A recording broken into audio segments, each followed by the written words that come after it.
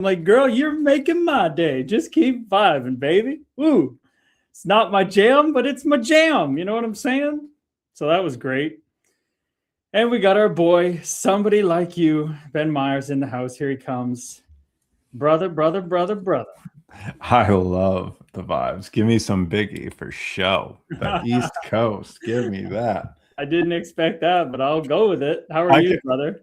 I came in. I don't know if you could see me in the way. I was just sitting there, I'm like, I felt I was in a vibe, dude. I was caught in a vibe. I'm doing good, man. How about you? How's life? What's going on? Just placed myself in my own dream, and I'm just dreaming, having fun. And that's what's up with me. Just vibing. That's it, man. That's it. I have been caught on a loop of an upcoming episode we're going to be releasing of the power of visualization and being in your dream that I'm very excited to play with myself.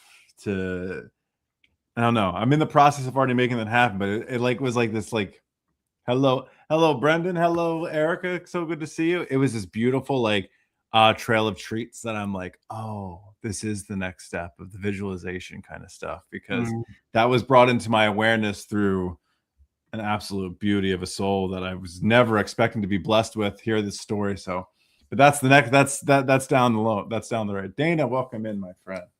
Wasn't that sick though, dude? Dude, I knew I was on to something, or something good was going to happen, because you add this little like he right at the end of your email, and you're like, oh, enjoy ...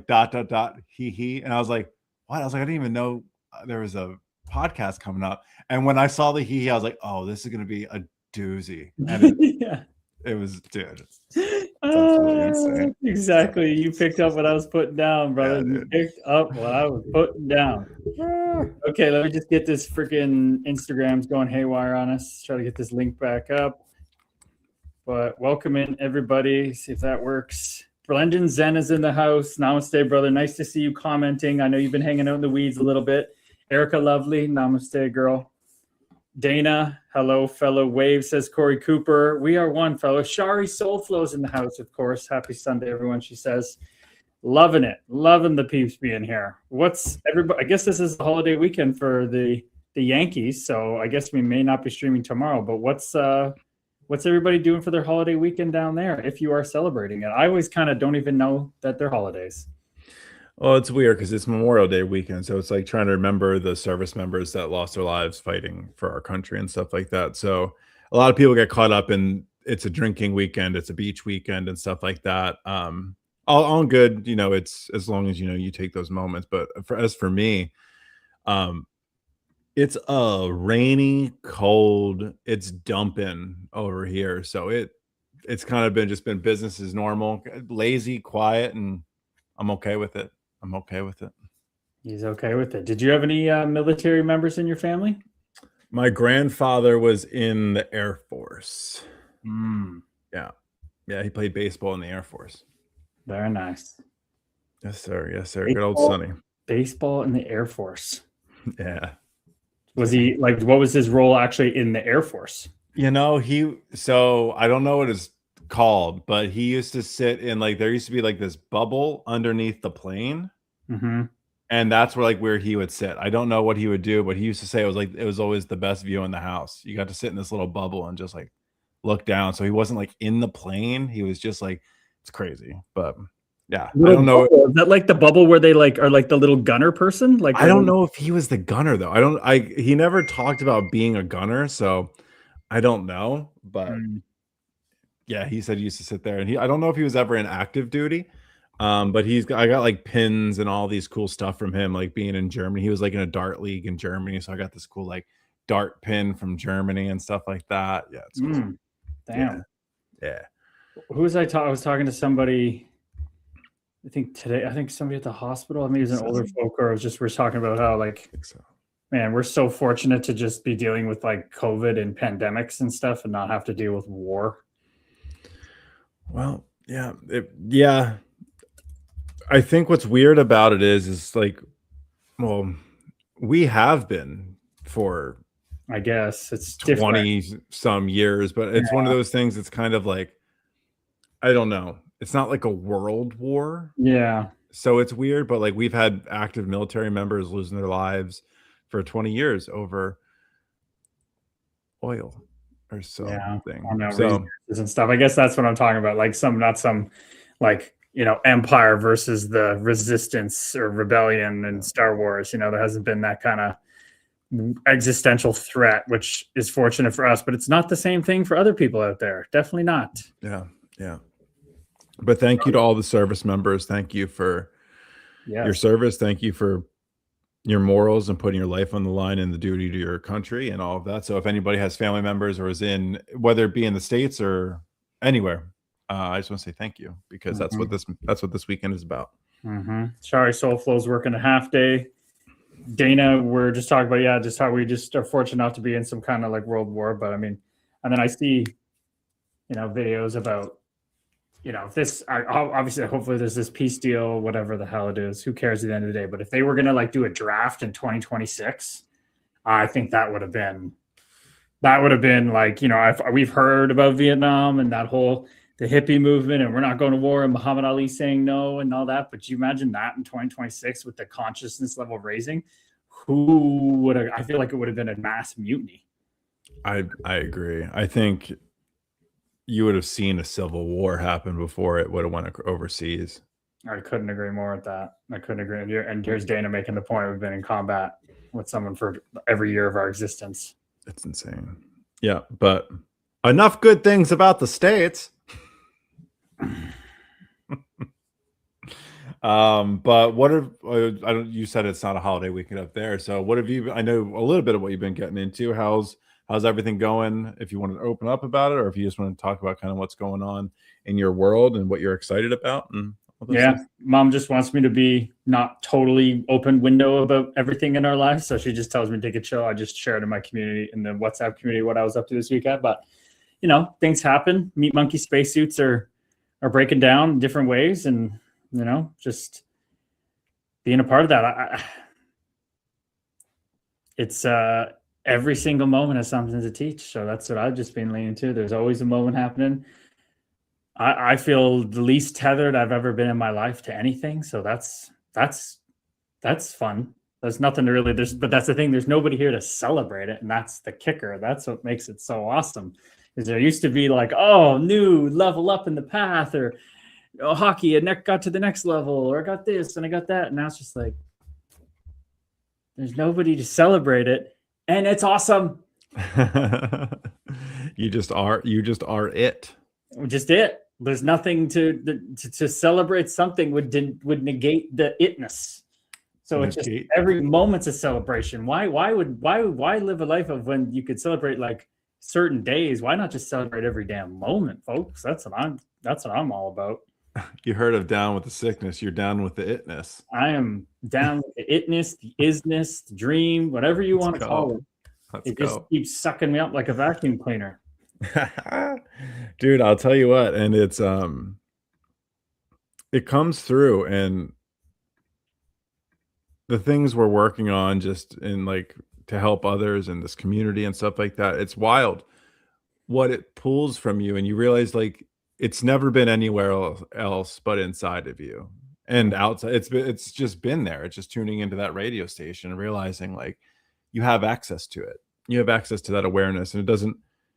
Sometimes we feel like an imposter when, like you said, there's no one to celebrate it. Sometimes when we do go to celebrate, we feel like an imposter, like, well, I can't be doing it right. This can't be good enough. This can't be whatever. And I think that's just along the way is remembering like you're not an imposter anywhere you go. Like this is everything that's unfolding, showing up in this community, helping others. Like this was always inside of you. Everybody, like, which is, I think it's really cool. And on the days that it's hard, it's remembering like that's inside of you too. It's nothing to be ashamed of. You're allowed to have hard days. It's allowed to be difficult. Just let's do our best not to judge ourselves through it. How about you though, brother? What's your weekend? What are you tapping into? What are you feeling into? Where are you at? A lot of reflection, a lot of allowing myself to be and just watching it. I've developed a new journaling technique that I'm kind of just navigating. Once again, it's the meat monkey spacesuit that's just kind of playing games and to better understand itself and understanding like it's a game. It's kind of fun. So I'm learning like each day I have a different intention for 5 days out of the week. So like Monday is like truth, Tuesday is purpose, Wednesday is relationships, Thursday's intuition, and I forget what Friday is off the top of my head, or it's in some sort of, and I have like prompting questions. And I started with AI a little bit, and now what I think I'm going to do is it was a great starter. I'm just going to start doing a little bit more myself, and you get beyond the level of consciousness that AI is. I want to say beyond. You just operate at a little different level than it. So I feel like it's trying to ask me really basic questions. I'm like, you don't know what I'm trying to say and do, but thank you for giving me the structure.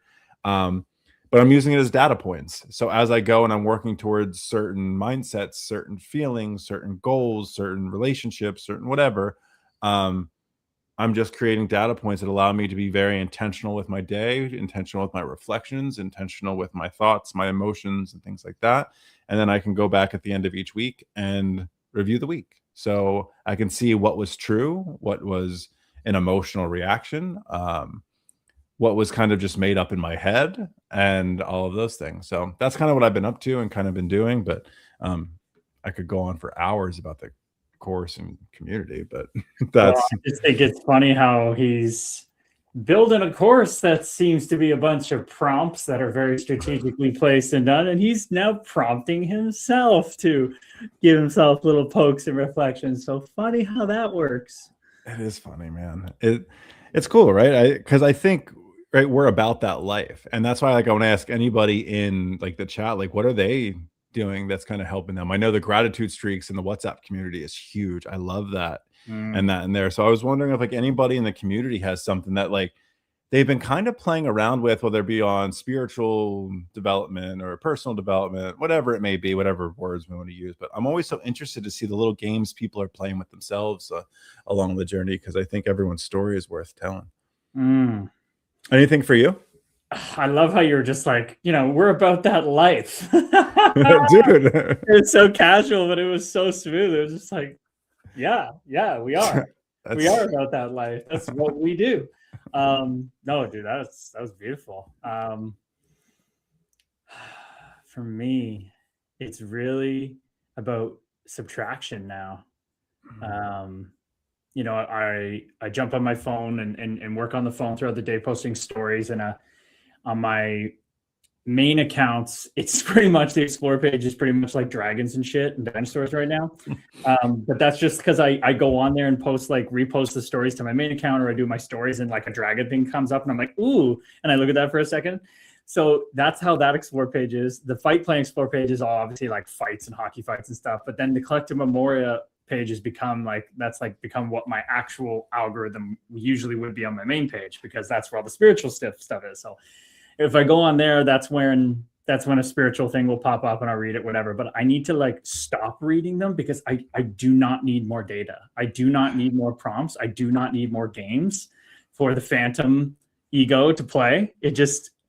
It wants to play. It'll play forever, and I'll just keep being born again unconsciously, whatever. It's not a problem, but it's just like, for what's coming through for me is that I got to like negate. So that's why I have my one document that on the drive down, I listened to the whole thing, hour and 4 minutes, and then I was in silence after that. On the way up, I listened to it, silence after that. A couple phone calls randomly come in. So it's all about just staying with that one document, having the discipline then to not go to anything else. And in place of that, just literally sit in silence. Like every spare moment that I'm not eating fruit, working out, working on offerings, be mindful doing those things as well, watching the self do these things, the ego self. But in between all that, just being in the silence, that is where I'm being vacuumed into. So that's I love how simple it's gotten, but the mind wants to make it more complicated than it is. I'm right there with you. It sounds like Corey's on the same page with you too. Corey said, I'm trying to create more distance with things that seem to absorb or redirect my energy in ways that aren't feeling aligned. even because what's interesting when it comes to social media, you can trick yourself to be like, oh, well, so if I'm helping somebody, I talk to them like, hey, if getting off your phone's difficult right now, let's just change what we're looking at, right? Like let's at least make it filtered towards whatever. And the next step will then be slowly taking ourselves off. But I'm with Corey on this one too. I'm going to celebrate Corey for a second. That level of awareness, like that's intentional, right? Like sometimes we don't know how far, like we always feel like this sense of lack. Sometimes I'm not saying Corey, you do, but I'm saying like sometimes like we're always, oh, we have to be working towards something because we're not enough. We're not this. Like this is like the game of like that level of intention. I'm just trying to like listen to that sense. I'm trying to create more distance with things that seem to absorb or redirect my energy in ways that aren't feeling aligned. I feel like I wrote that. like I'm sitting there, I'm like, holy shit, dude, that is so intentional. I just wanted to celebrate you for a minute, brother. That is awesome. If you're interested, man, write some things you are doing that helps create that space or just your awareness. Or if you're just starting out, be like, Ben, you can fuck off. It doesn't matter.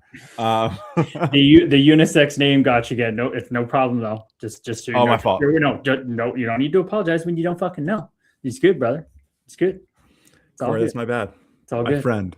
But that was a great pointing out, a great focus on celebrating that, of being that intentional. I mean, that's literally what it's about. We think we have to be so disciplined and like regimented because that's what we're taught in society. Masculine, yang, go, David Goggins, fight through the pain. It's like, it's truly not the way. You'll do that and you'll exhaust yourself doing it, and it'll get you to the clarity. Ultimately, what we're seeking is just the clarity and understanding. And that's why Rupert Spear and these teachers say clarity comes before courage. A lot of us like to think it's courage in the movies and the Disney prince or fights for the princess or whatever. It's like courage. It's like, no, it's clarity.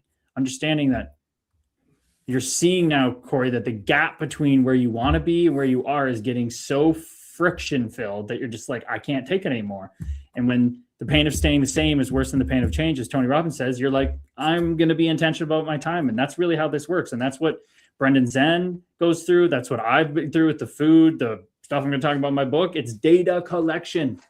It is not failure. It is not a step back. It is data collection. That gap is widening between you doing a behavior and realizing it doesn't bring you what you want. And you got to go around that spin cycle, the definition of insanity, how many times until you go, I've had enough, and you get off the spin cycle. So you're building that clarity, Corey Cooper. Absolutely. Here we go. Oh, go ahead. No, I was going to say, Dana. So I thought it was Ross the Boss's. That's Sherzy's nephew. Come on. Here, go into Erica's here first, because she was talking about your journaling prompts. Oh, Erica, lovely. Love the structure, Ben. I've practiced lately just sitting in silence, sitting with my thoughts and the emotions that rise. Reflecting on why I get certain reactions or flashbacks and grounding myself in the present. And a bit of what Corey Cooper mentioned.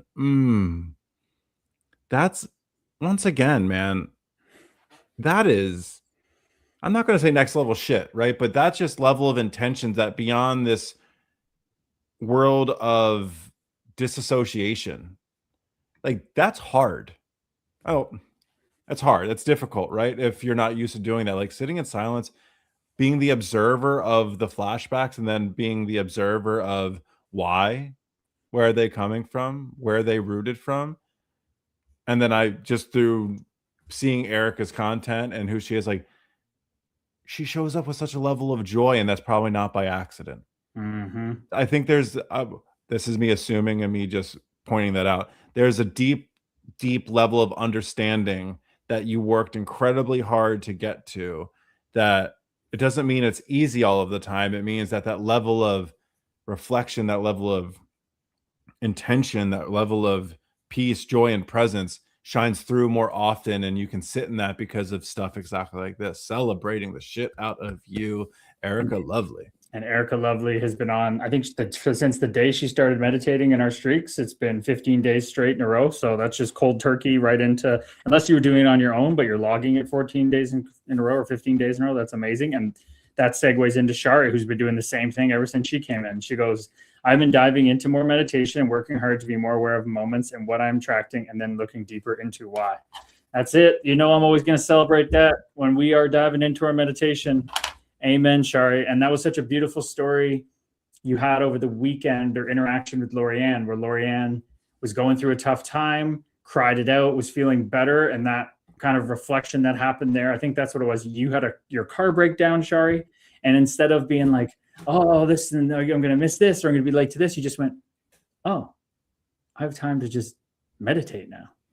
Like, what a reframe to take those shitty situations that used to just bother us in life. Like, I can't tell you how many, like, I was the guy that if I spilled a glass or dropped the milk or something, I just like scream, like, oh, you're such a fucking idiot, you fucking, like, or something. Like, my car broke down, I'm like, oh my God, ruins my plans, I was going to do this and this. It's like, when that starts to shift, to just be like, oh yeah, right, everything's for me, I can just meditate. Like, that weight came off me more and more at starting to make those realizations. It was so beautiful. So Shari, I resonated with your share a lot. And then you helped Lorianne, you helped me, they helped you. It just, that's how this group works. She says, also, I've also been looking at my patterns and how I can do things differently to create changes. Shari has been, Shari, since the day you came into the community, you've posted like 4 or 5 messages a day interacting. You're offering, Ben, have you known about her Reiki meditations we've been having, had streams? Yeah, like, she's been offering, holding space for people. It's freaking incredible.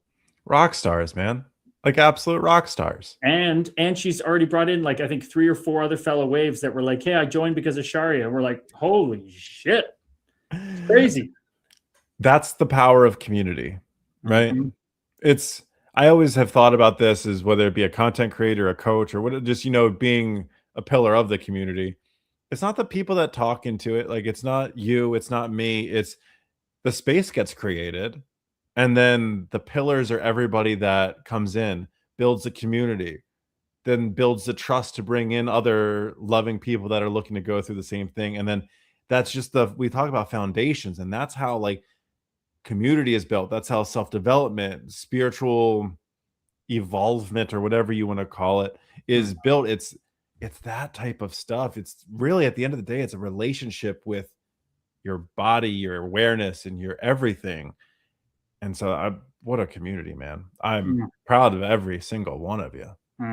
So if you're here or not, oh my God. And this is exactly how the locker room community for the course is going to get built out. Is just the same thing's going to happen. It's going to be a different flavor, a different, group of people. We're really dressing up the spiritual principles in athlete language, but it's going to be the same thing. It's going to be beautiful to see how that happens, and how many folks from here want to dive into that as well and be a part of that community. It's going to be a different kind of, it's going to be a lot more intense. Obviously, this is a much wide open, we just meet everything where it's at, where that one's going to have some structure to it more so, but it's going to be very interesting. Erica, I'm also leaving my phone in other rooms, which I find so nice. I didn't realize how much urgency I had to check it until now. Like, I prepared a horrible phone call, which is trauma response. Like, prepared for a horrible phone call. So true. So true. It's just a different ball game when you go out for a walk in the woods without your phone. Like, you just know you don't have your phone. That's so true.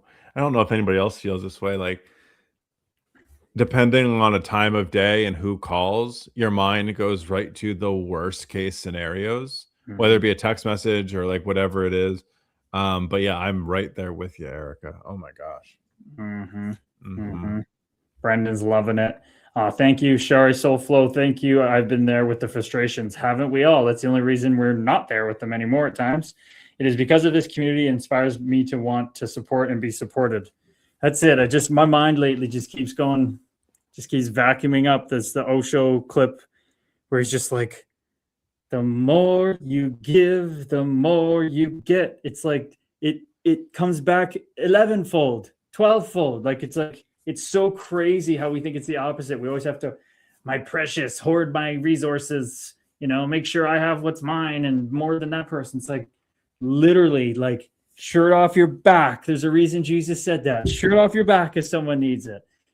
Just give and watch what comes back your way.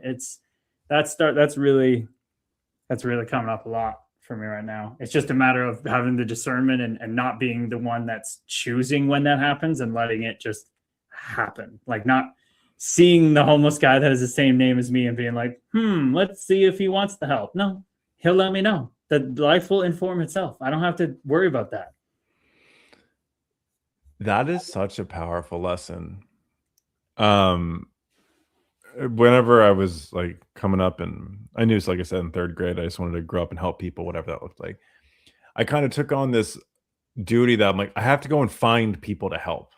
Like, but as I've, you know, been at this for years now, what I've learned is it's not my job to go out and find people. It's my job to be the help and have the space available for people to find. Like, we're all just magnets to experiences, to thoughts, to all of the things.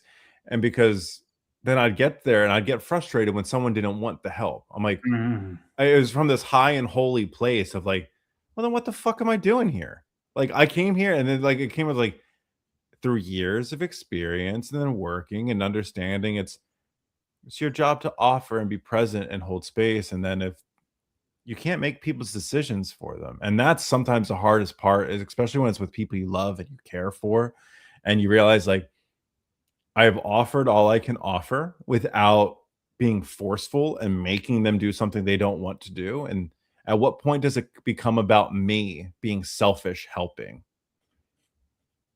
And that's a there's a lot worse things in the world, but it becomes a game of selfishness, just thinking you know better than they do for their journey. Oh man, my mom's starting to see that. We had a conversation the other day, and she's just kind of like, it's kind of disheartening to like start to realize anything you've ever done is only to appease this thing that supposedly doesn't exist, because she's kind of not there yet with it. She's like literally everything is so for me if I'm not being conscious about it. I'm like, yeah, because you're living in a meat monkey spacesuit that's its job.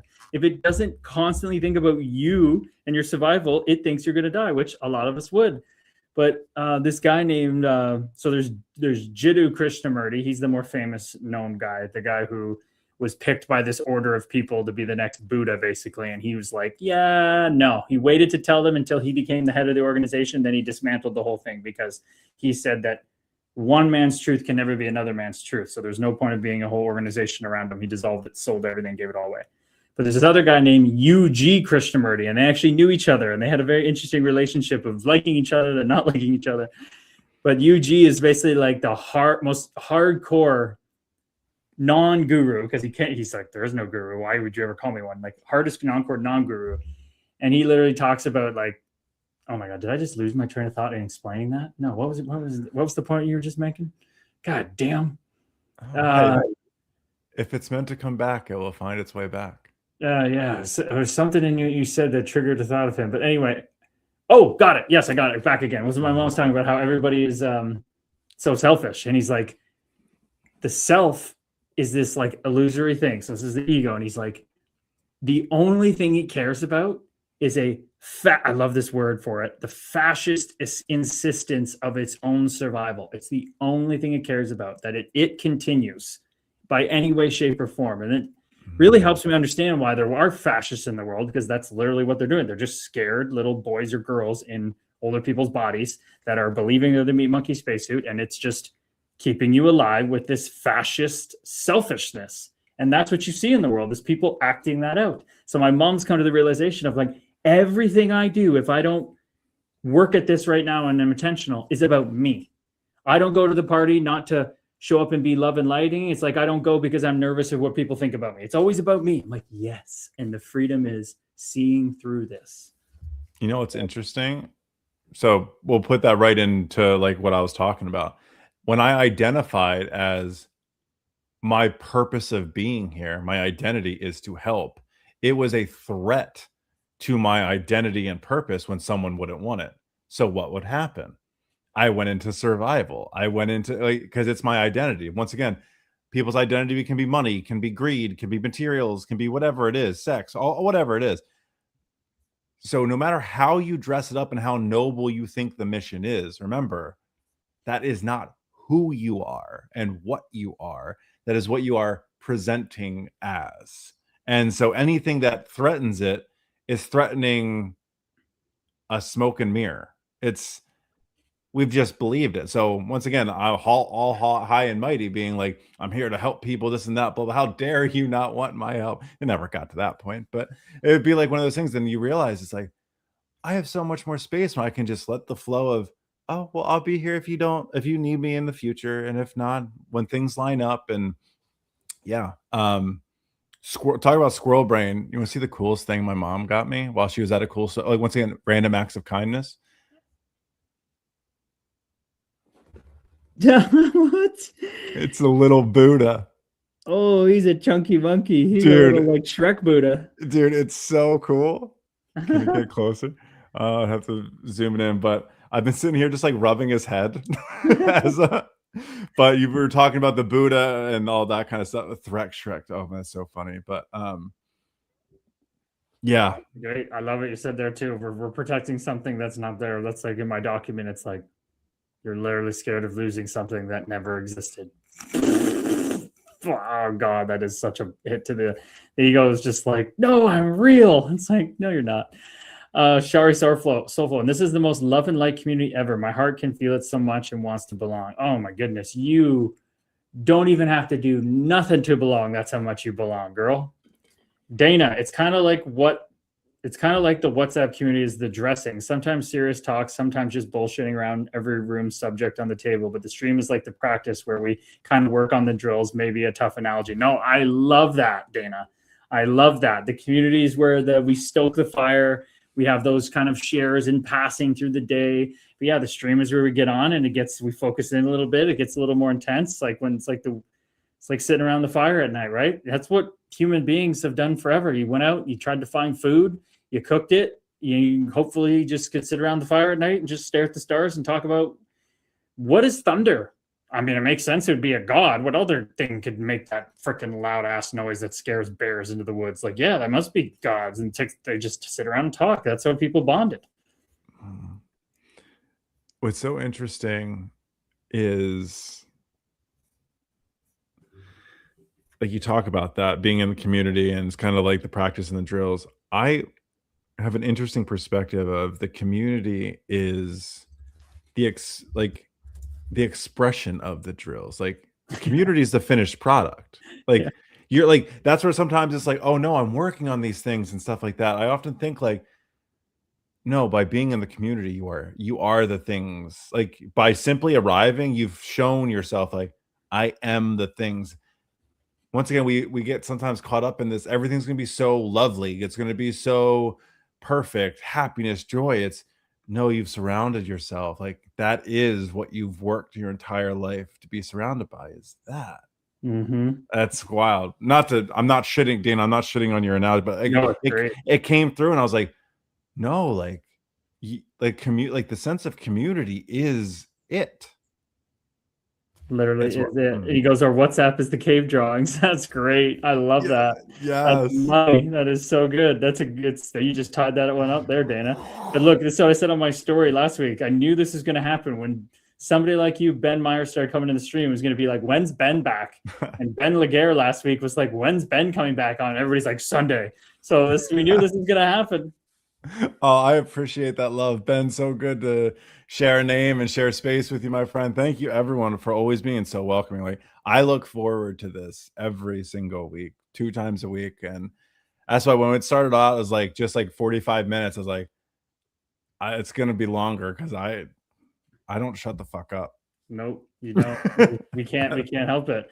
We got a Mr. Matt Stoppy. Namaste, Mr. Matt Stompy. We are one. He says, love from Brooklyn, man.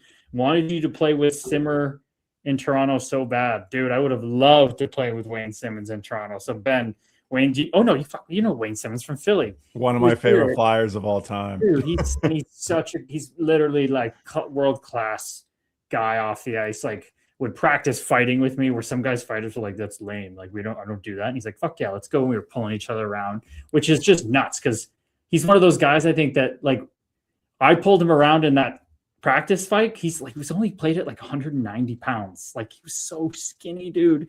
But he would fight guys that are 230 and tune them up. If it was a real fight, it's a completely different story. But he was so cool. And I told that story about being up at the cottage with them. And I was like so high on edibles. It's the end of the night. I was tired from being waterboarded, trying to get up on this wakeboard the whole freaking day. And I'm just sitting there literally like this, and I'm just tired, and I keep going in and out of consciousness, and I'm like, stay awake, motherfucker. They're talking about cool shit. You're literally in the Leafs locker room right now. You get to like be a part of this.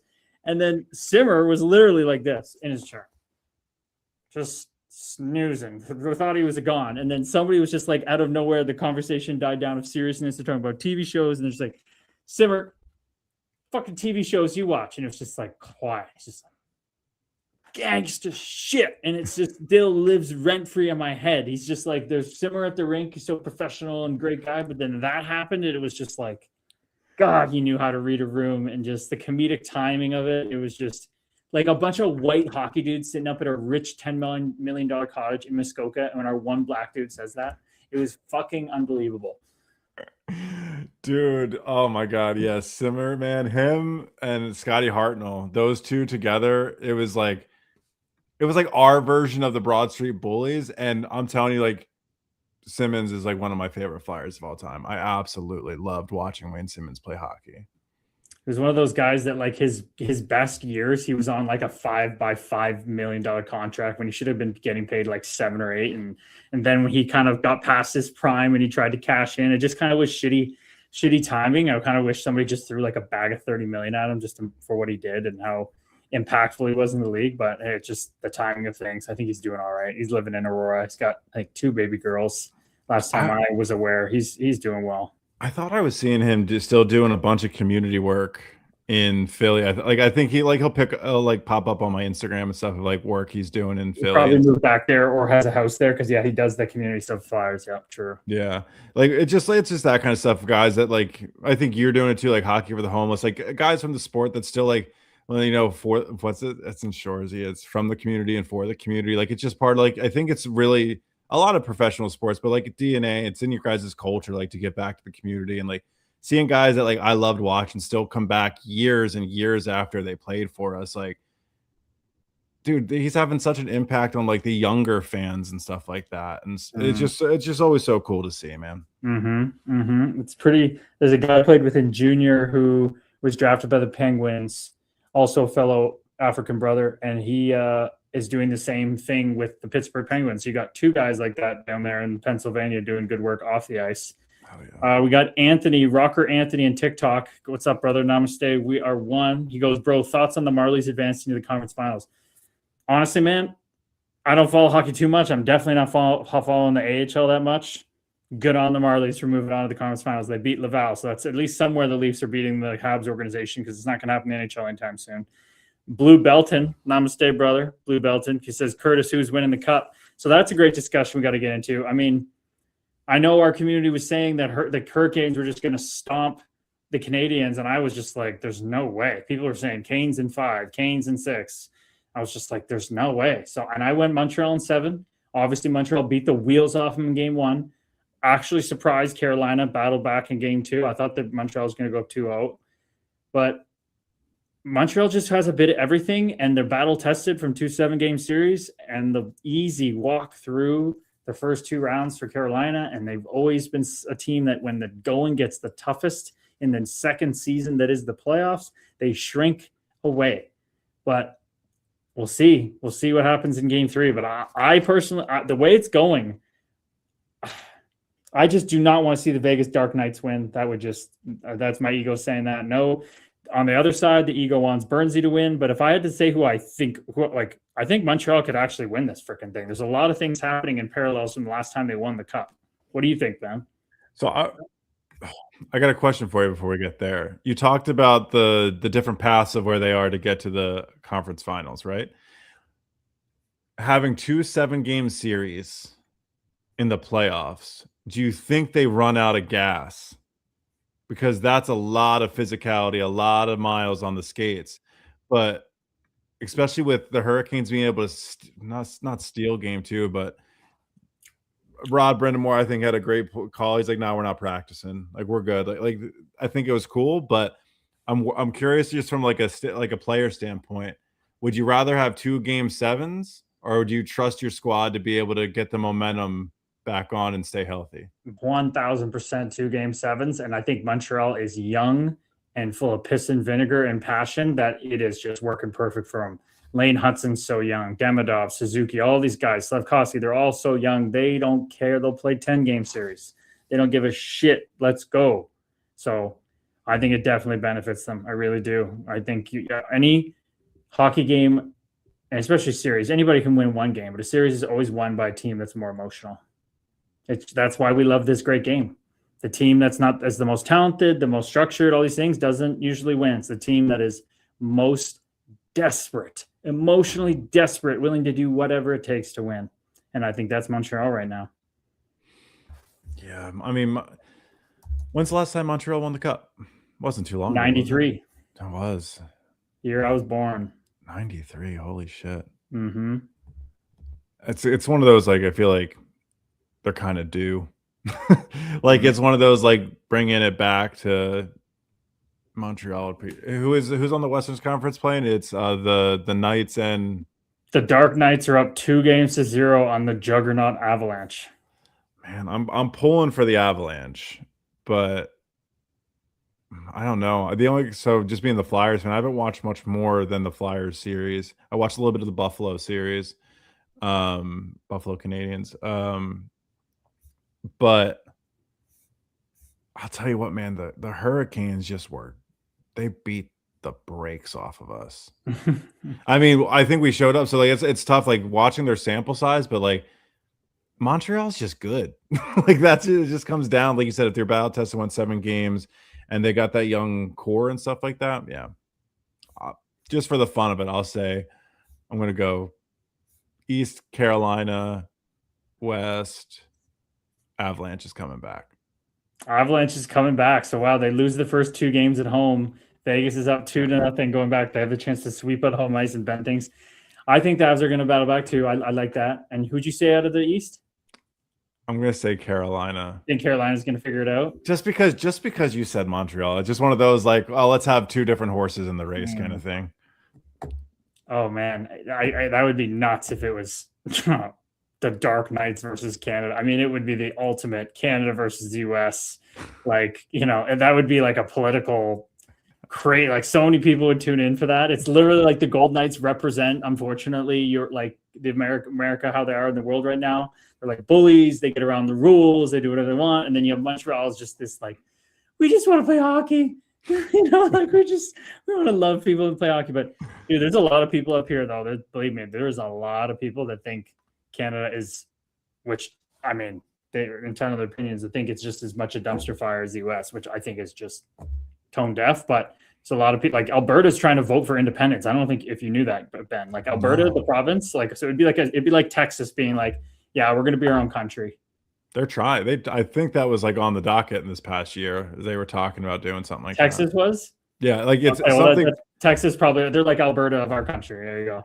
Yeah, it's yeah, that I don't know much about. Once again, I couldn't tell you where England and Ireland was before 2 weeks ago. So I apologize if I'm not up to date on Canadian politics, the northern politics here. But just through like knowing you and hearing you talk about it, I get a little bit of an idea of a little bit of the tone of kind of what's going on with, like, is he a prime minister? Is that what you guys call him? Mm-hmm. That's how bad it is. I'm like, do you guys call it a prime minister? Yeah, like I know there's just been some stuff going on, but yeah, man, I don't know. I don't want to say we kind of take the cake for being the biggest dumpster fire right now, but I don't think it's a close second. I don't think you guys are a close second. No, I don't think so either. But man, I mean, obviously a lot of things could happen. I'm sure they're going to do all they can to make those things happen for Trump to stay in power or whatever. But I think because of the things I've seen, I used to be actually worried about that. Like he was going to somehow actually be able to like suspend elections and martial law, pull a Putin card basically. But after seeing him and Pete Hegseth go to like the military and speak, and usually when, no matter who it is, bipartisan comes in, a president, they all stand and clap, and all the military service members didn't move an inch, didn't clap, didn't do nothing when they came in. Like there's enough of those things happening where I think if unlawful orders came down, that just like with the new codes, like somebody's there to stop that. They'll just like, it's just not, Donald, you're not doing that. Like you can't do that. I think we're at that point where we just have to get through to, when's his term done? 2028. I think the world will have such a collective sigh when somebody else gets picked in 2028. It'll be very interesting. Yeah, I've certainly removed myself from any of the awareness of that Mm-hmm. thing, because it's all That thing. consuming. A thing of politics and persons and stuff like that. Just once again, it's a respect thing. The way he goes about his business, there's just zero respect for me, and that's okay if you don't see that eye to eye, and it's totally okay. It's not. I don't have any reflection of other people who support him. It's just more like, I just don't think. I think it's about a humanity thing, not even a leadership at all. It's just how you treat others, and Mm-hmm. on a grand scale and things like that. So Well, it's like people growing up in this time, Ben, like kids who are like, say you're a kid that's maybe from a family that's more into politics than most. You're like 10 years old. Kids growing up that are like 10 that have some awareness of this, they just think it's normal that like politics are just the most messed up thing. Like I didn't even realize that like 20 years ago, 30 years ago, like the most hated Republicans and Democrats would just totally vibe, hang out. Like it wouldn't be like a problem at all. There was very big things going on, but it was so respectful. It was so, and a Republican back then sounded like a Democrat now. Like it was so weird. yeah, yeah. It's. I think at the end of the day, Ben, you and I are radicalized by human decency. Yeah, That's a great line. Dana loves the politics. This is why he's piping up. He loves this hockey and the politics. That's what Big D likes. I just think you can tell the true character of a human being, not out of their role, but how they treat others. And I'm sure there are stories of him being generous with his money to like less fortunate people and stuff like that. And I don't want to take good deeds away. There's just enough evidence of things of, once again, if it looks like shit, smells like shit, and acts like shit, it's probably shit. You don't get all these allegations on you by being a squeaky clean person. And, maybe not all of them stick, and that's okay. I'm not going to be one to, throw hate at his way. I certainly have those thoughts and those emotions that pop up from time to time, but that's my meat monkey spacesuit that has to catch them and understand. But to Dana's point, yeah, I will always judge a human being by how they treat others all of the time. Mm-hmm. And there's just a lot of disregard for human life, and it's being like, it's just like it's just like chess pieces, being like, oh well, oh, we lost that move. No, you killed a whole bunch of people. Like, I'm not cool with that, and I'm not asking other people to see it my way. But yeah, that's where I'm just like, I just don't respect that. So Totally makes sense, man. But my mom, again, just I can't even keep up with the realizations. We had a talk the other night of, because for a long time she was like, I couldn't come in the house without her talking about Trump, right? And then she did a really good job of removing herself from it. And then things will pop up, and she just talks about it from like almost laughing at him now. It's not like the hate turned to like laughing at it, but then it even just progressed to like not even knowing what's going on. But now we're sitting here talking the other day, and she is in like week 7 of her meditation deep dive group that she did. Today was their at-home retreat where it was like 6 hours. They had to do a 2-hour meditation. Like it was like getting intense.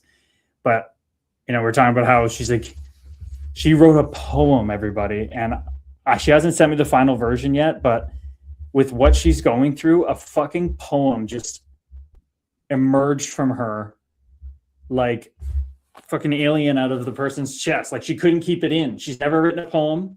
It just came out. And I had been sharing her the guest house visitor quote, a poem by Rumi. And then at her meditation thing that day, the woman read that poem. My mom's like, okay, like what in the fuck? And she's like, it's just getting pretty weird. I'm like, Mom, she's like, I know it all happens for me. I know. I'm like, well, you can keep saying it like that. It's just going to keep knocking on your door till you go, I know it was a synchronicity.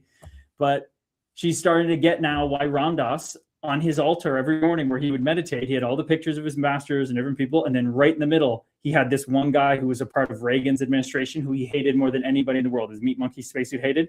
And he was front and center. And every morning he'd say good morning to all the masters. And especially to you, Richard, because you have to love thy enemy like yourself. And my mom's like starting to get that.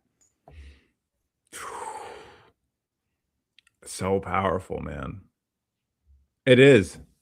And I think it's a level of consistency you can do that, because there's some days like I'll hear some things and I'll be like, and I still wish love and happiness and all these things to these people. And it's not for me to judge and understand and think like I'm a power that will bring karmic debts upon these humans. That's not my job or anything like that. It is, no matter what, at the end of the day, I still release and give love, right? It's, but also my meat monkey spacesuit sees, hears, and feels things, like a lot of things. And I have an emotional reaction, but I also know in the moment, I'm like, I'm choosing to have this reaction right now. And I go, okay, have it, breathe through it, let it go.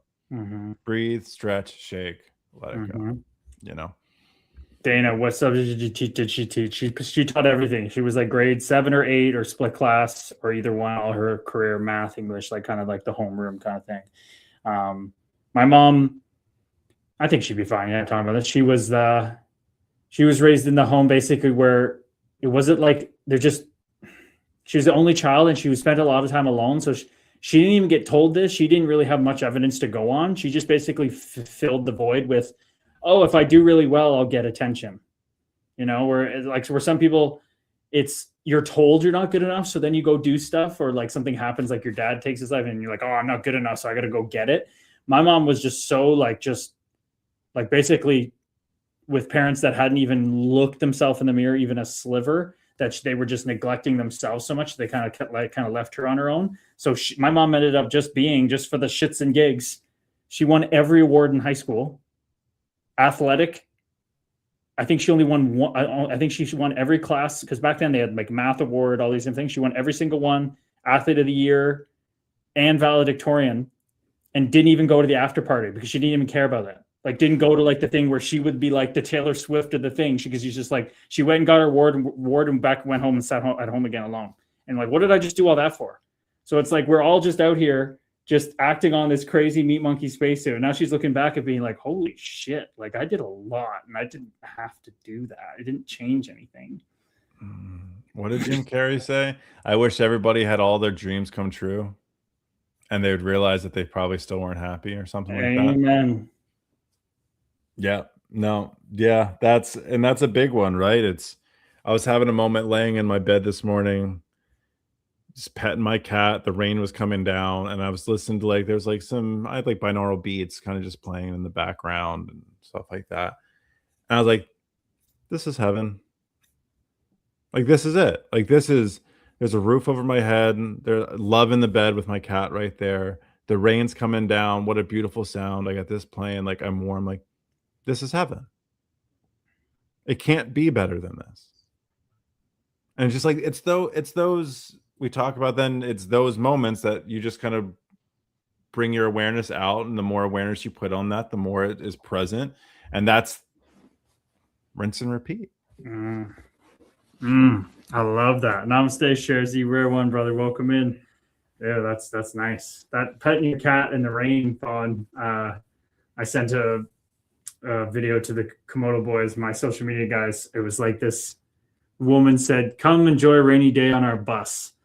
And she filmed a reel where they have the most gosh, it was like this school bus renovated into just their like home, and they just drive around in it, and the dogs were in it. She had a bath running, like it's so big in there. They've decked it out so nice. The guy was just petting his dogs, and the rain was falling on the roof.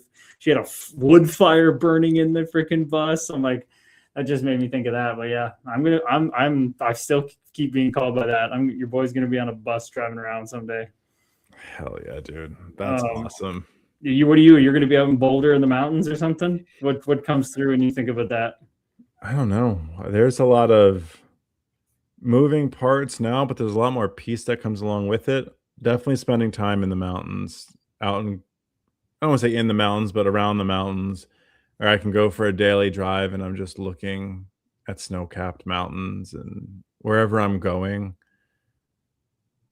I'm just surrounded by that. Yeah, I think then winters be spending by a beach with some water. The only thing I worry about, something that pops into my awareness, is I'm definitely a homebody. I definitely like feeling like I have a home base. So that's something I'm curious to see what comes up, is because, like I said, I like feeling safe. I don't want to say safe and secure, but I love having my home base. Like everything's in one place. Like you're like a bear that like my cave is back there and everything's there and I don't have to worry about it. You're worried about like summer home, winter. It's like, yeah, I see it. Yeah, that's definitely a thing. I had to get used to it with hockey. So I just feel like wherever I go, that was a gift that gave me. Wherever I go, I am home because I've moved so many times. But you're like thinking like Dana, where Dana goes from, it's so interesting because he lives in Arizona. He leaves in the summer. It's too damn hot and goes up to the Northeast. So that's like the same kind of thing. Yep.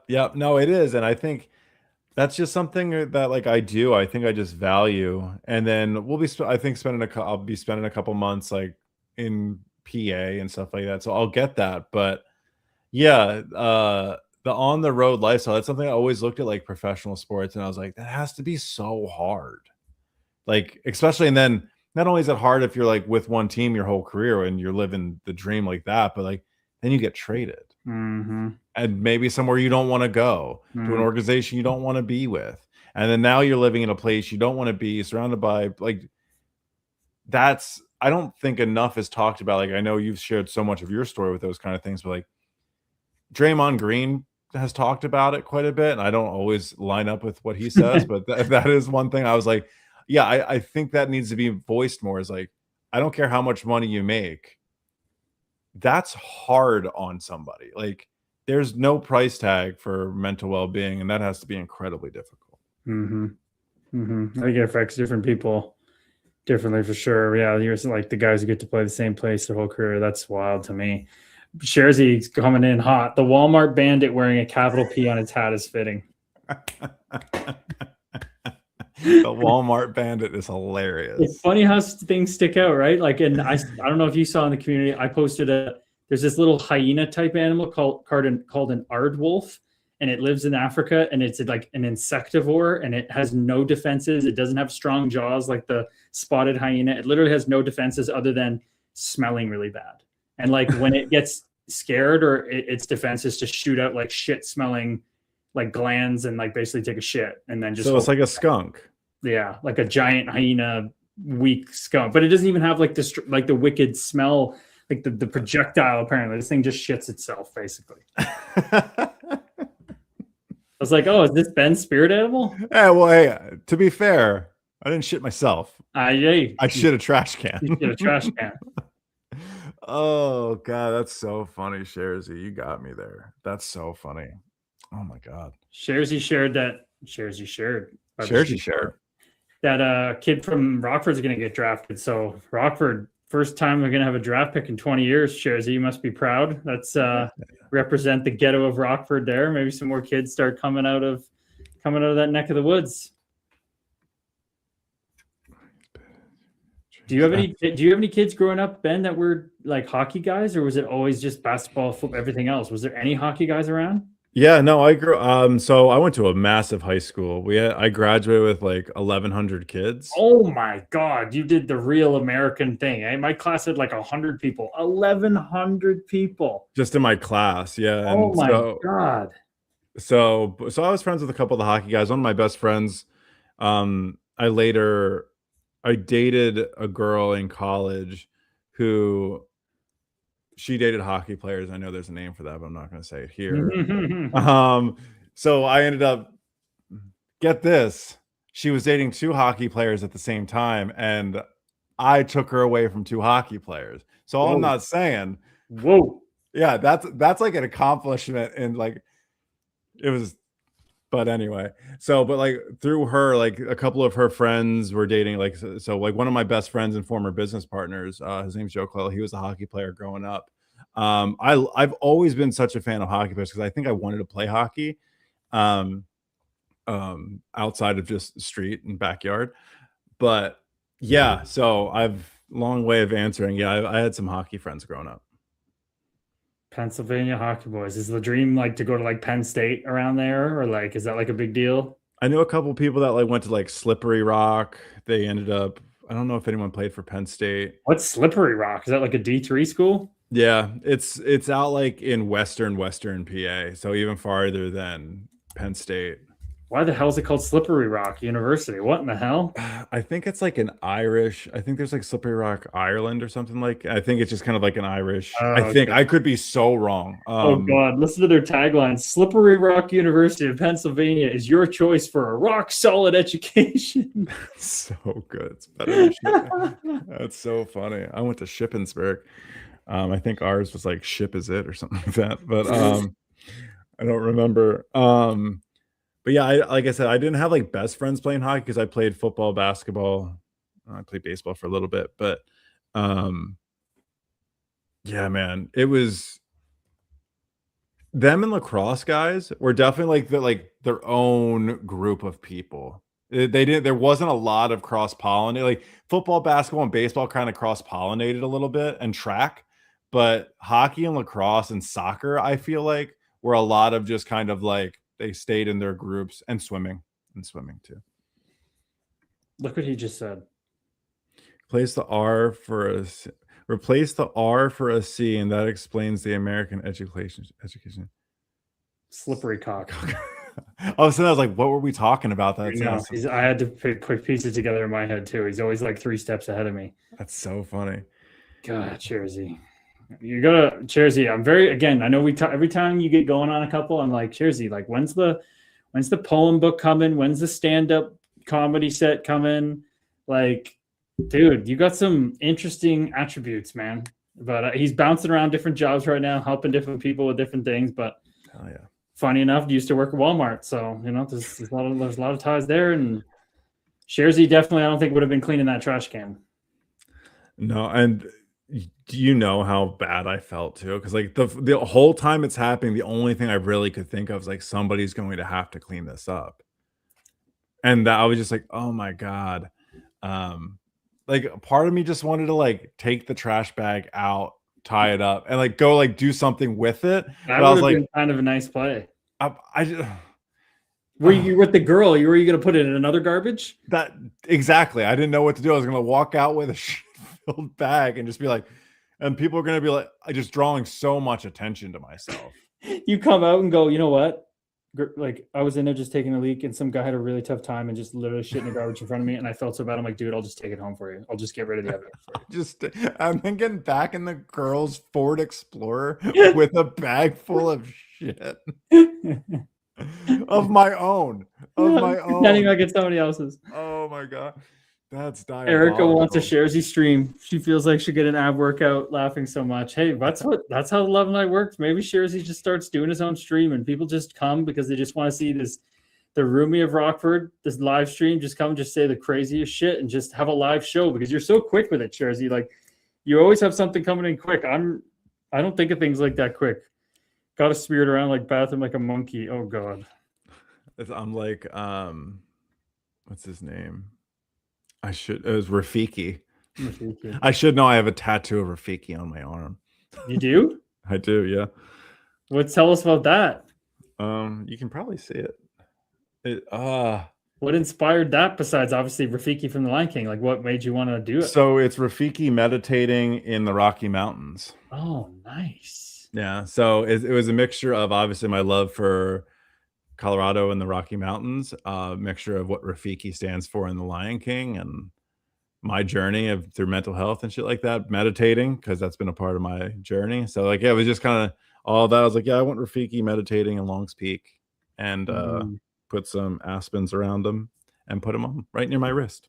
Do you have more aspirations for more tattoos? Oh, I have a lot of tattoos. How many do you have now? I have a half sleeve over here. Mm-hmm. And then I have one on my rib. I have that one. I have a lotus. Can you see it? Mm-hmm. Just stand up. Mm-hmm. That one. I have a astronaut playing guitar on an asteroid. Oh, your music one, nice. That's the Rafiki and that. And then I have a cassette tape over here for my time when I lived in Colorado. Yeah, I want this whole arm to be done. But yeah, so I know I randomly see yours and shit like that. How many do you have? Isn't it weird how like they just become a party and you totally forget, like you don't even register and you look at them. So the first one I got was 17 after making the attack. Me and my mom went and got it because it wasn't 18 yet. She came with me. Dream, work hard, believe. That's on my right bicep. And then when I got drafted to the NHL, we got 2 years later, we got achieve, reflect, repeat on my X arm. And that first one, dream, work hard, believe, she put on a necklace for me for my birthday, like months before I made the attack. It was like one of those like kiosks at the mall where you can put like engravings on dog tags, and she put that on there, and I was like, damn, I like that. And like, sick. He's like, that's what we do. You have your dream, we work hard at it, and we believe. And then I said, well, yeah. Then when we get things done, it's like we achieve it, we reflect on it, and we repeat. So those are the first 2, and then I got this one. This was a crazy fucking experience getting this. So this is like the thistles. It's kind of like the flower of Scotland, and it can grow like concrete. It's just like nails, and it's obviously in Braveheart, which is a big part of like freedom and Scotland heritage. So I just thought that was sweet. But I booked it in with this lady in Mankato. So it's like Twin Cities are 4 hours away, directly north from Iowa, when that was the drive you made up and down from the minors to the NHL, and right in between was Mankato. So I had to book this tattoo on an off day, mid-season, like a year in advance to get it, because she was awesome, this artist. And then I decided to drive up there on the day, and I was miserable because I'd been sent down, and there's a snowstorm coming, and I'm like, should I go get tattooed for 4 hours and then just rip back here and make it? What if the snowstorm's bad? No, it's Iowa. It's never bad in Iowa. It's just windy. It's fine. I get tattooed. It absolutely is like a record breaker storm. It is whiteout conditions for hours in a row. I don't know how I made it home, but I just kept going. I was behind an 18-wheeler that was like a fucking plow, and I was just hoping he didn't go off and I didn't go off. It was sketchy, dude, because I'm like, what are you going to miss practice because you drove 3 hours to get a tattoo mid-season? Like, what the fuck are you doing? Oh, it's so funny when you get to it's like those sobering moments. It's like, I've made decisions and I have to now live with the consequences of these decisions. I fucked around, and I know that I may have to be made to find out. Yeah, no. Especially once again, like emotional decisions, right? Like you said, like you were just sent down and stuff like that. Oh, it's like, fuck it, I'm gonna go get tattooed. I thought I was gonna be going south from the Twin Cities because I was in the show to get the tattoo, not north from Iowa to have to get it. Fuck me. Yeah. Mm-hmm. But that was the third one, and then I got what was next? Kimmer, I don't even know the order anymore. There was this one I have with my mom and brother, which is like a Trinity knot that is with the heart in it. Hell yeah. And my mom this was before she believed in any synchronicities, but this thing just kept popping up everywhere, and she loved it. So she has one in our basement, and then she's like, I really like that. And she was thinking about tattoos. Like, what if you, me, and Ian got it? Because it's like 3 people. So me and mom got it together the first time, and then my brother didn't want to get it, and then he followed suit. So now he does have it. And then I made another in-season decision. This time the opposite. I was zooming so high. I was with the Devils, and I was just buzzing, and I'm like, it's time to get another tattoo. So went to didn't even really research it, just went to some random place and got them to put on my great-grandmother's Dewar clan crest, because my great-grandfather was not the best dude. So I was like, I'm going to go with great-grandma. And on it, it's like a sword and an arm and a sword, and it says in Gaelic or something, it says, what would a man not do for his country? So I just thought it was like this like war cry kind of thing, like you'll fight, freedom. But I literally was like, got it and played the next night. So I was just like hitting people with my freshly tattooed shoulder, and the ink's just flying out of it. They're like, what are you doing? And I'm like, I don't give a fuck. And I was so hypomanic. That was part of it. That's what made it so cool, is like, I didn't get like that. It's going to be worn. It's going to be all this stuff. Like, yeah, no, guys, I was going to ask you then if you had any tattoos that didn't heal well. Oh yeah, that's probably that one. It's actually the guy did, for not research. The guy did a hell of a job, but yeah, there's good chunks that are just non-existent. And yeah, I just look at them now. I used to be like so like kind of embarrassed about them before on my healing journey. Like, you just loser, you have all these like random tattoos, because I had plans to obviously have the sleeves like a hockey guy, look badass, and get the girls, all that stuff. I had planned to get this whole arm done. I booked a guy in Denmark. His name's Sinners Inc. His art is insane. Took 2.5 year waiting list, down payment, the whole thing. Off season, timed it right. Gonna go over there to Denmark, get tattooed for a week straight of like 7 hours a day. and then go from there to Scotland with mom for the first time and heal up and just rest and lay low. But then COVID hit, so I didn't get to go, lost the down payment. I'm like, that's definitely it for me. And I don't give a shit what's coming through. If I was Buddha tattoo, no, I'm done. And I look at them and I just go, you can literally see who I was when I got those, and how they look is how messed up I was at the time. They're just a beautiful roadmap of me. I love that, man. It is so funny. Because I have like the play mask, right, of like the happy and sad, and I have over here, but like they're like kind of look like Joker-ish, like, so I'll have to show you one day. But I have that. I have on the back of my arm here, I have a script, but it's from the lyrics from one of my favorite lyrics of all time, and it's been since I was like 17. It's a Grateful Dead song called Scarlet Begonias. And it's once in a while you get shown the light in the strangest of places if you look at it right. Oh, so that's something like I was like, I've loved that lyric for so long. And then I have like, it's like on the bottom of that I have ink bottle. I don't know if you can, probably not, an ink bottle that's spilled over with like an old calligraphy pen. And then here I have the Wish You Were Here Pink Floyd album cover. In a Polaroid picture, and the handshaking, and on the bottom it says "Wish You Were Here" for my friend my best friend that passed away. And then on the inside here, I have a deck of cards that you probably can see. Very symbolic tattoos, eh? Like, you're really big into the symbolism. All of them, and this is for my grandfather. This is the one that, ironically, he hated tattoos, so this is the only one that didn't heal, and it's numbers 47 in cards because we called him Sunny 47. And it's playing cards because like Christmas Eve is like when we like play cards, play games, and all the stuff. So that was for him. Dude, that's nice. I like it. I like that you kind of just go with the flow of what comes through. You're not really like planning them. They're like mosaics. They're like quilts that you're like putting together. They all have meaning. Meaning. Dude. Yeah. Okay, so in the Instagram chat we have KXRen, which I think is like Karen basically with X's. So I'm not for sure. I haven't chatted with them too much, but they came in now, Ben, from as a fan of the Ducks and Jeff VL, and there was the first person that screenshotted our podcast. They were watching it on their TV.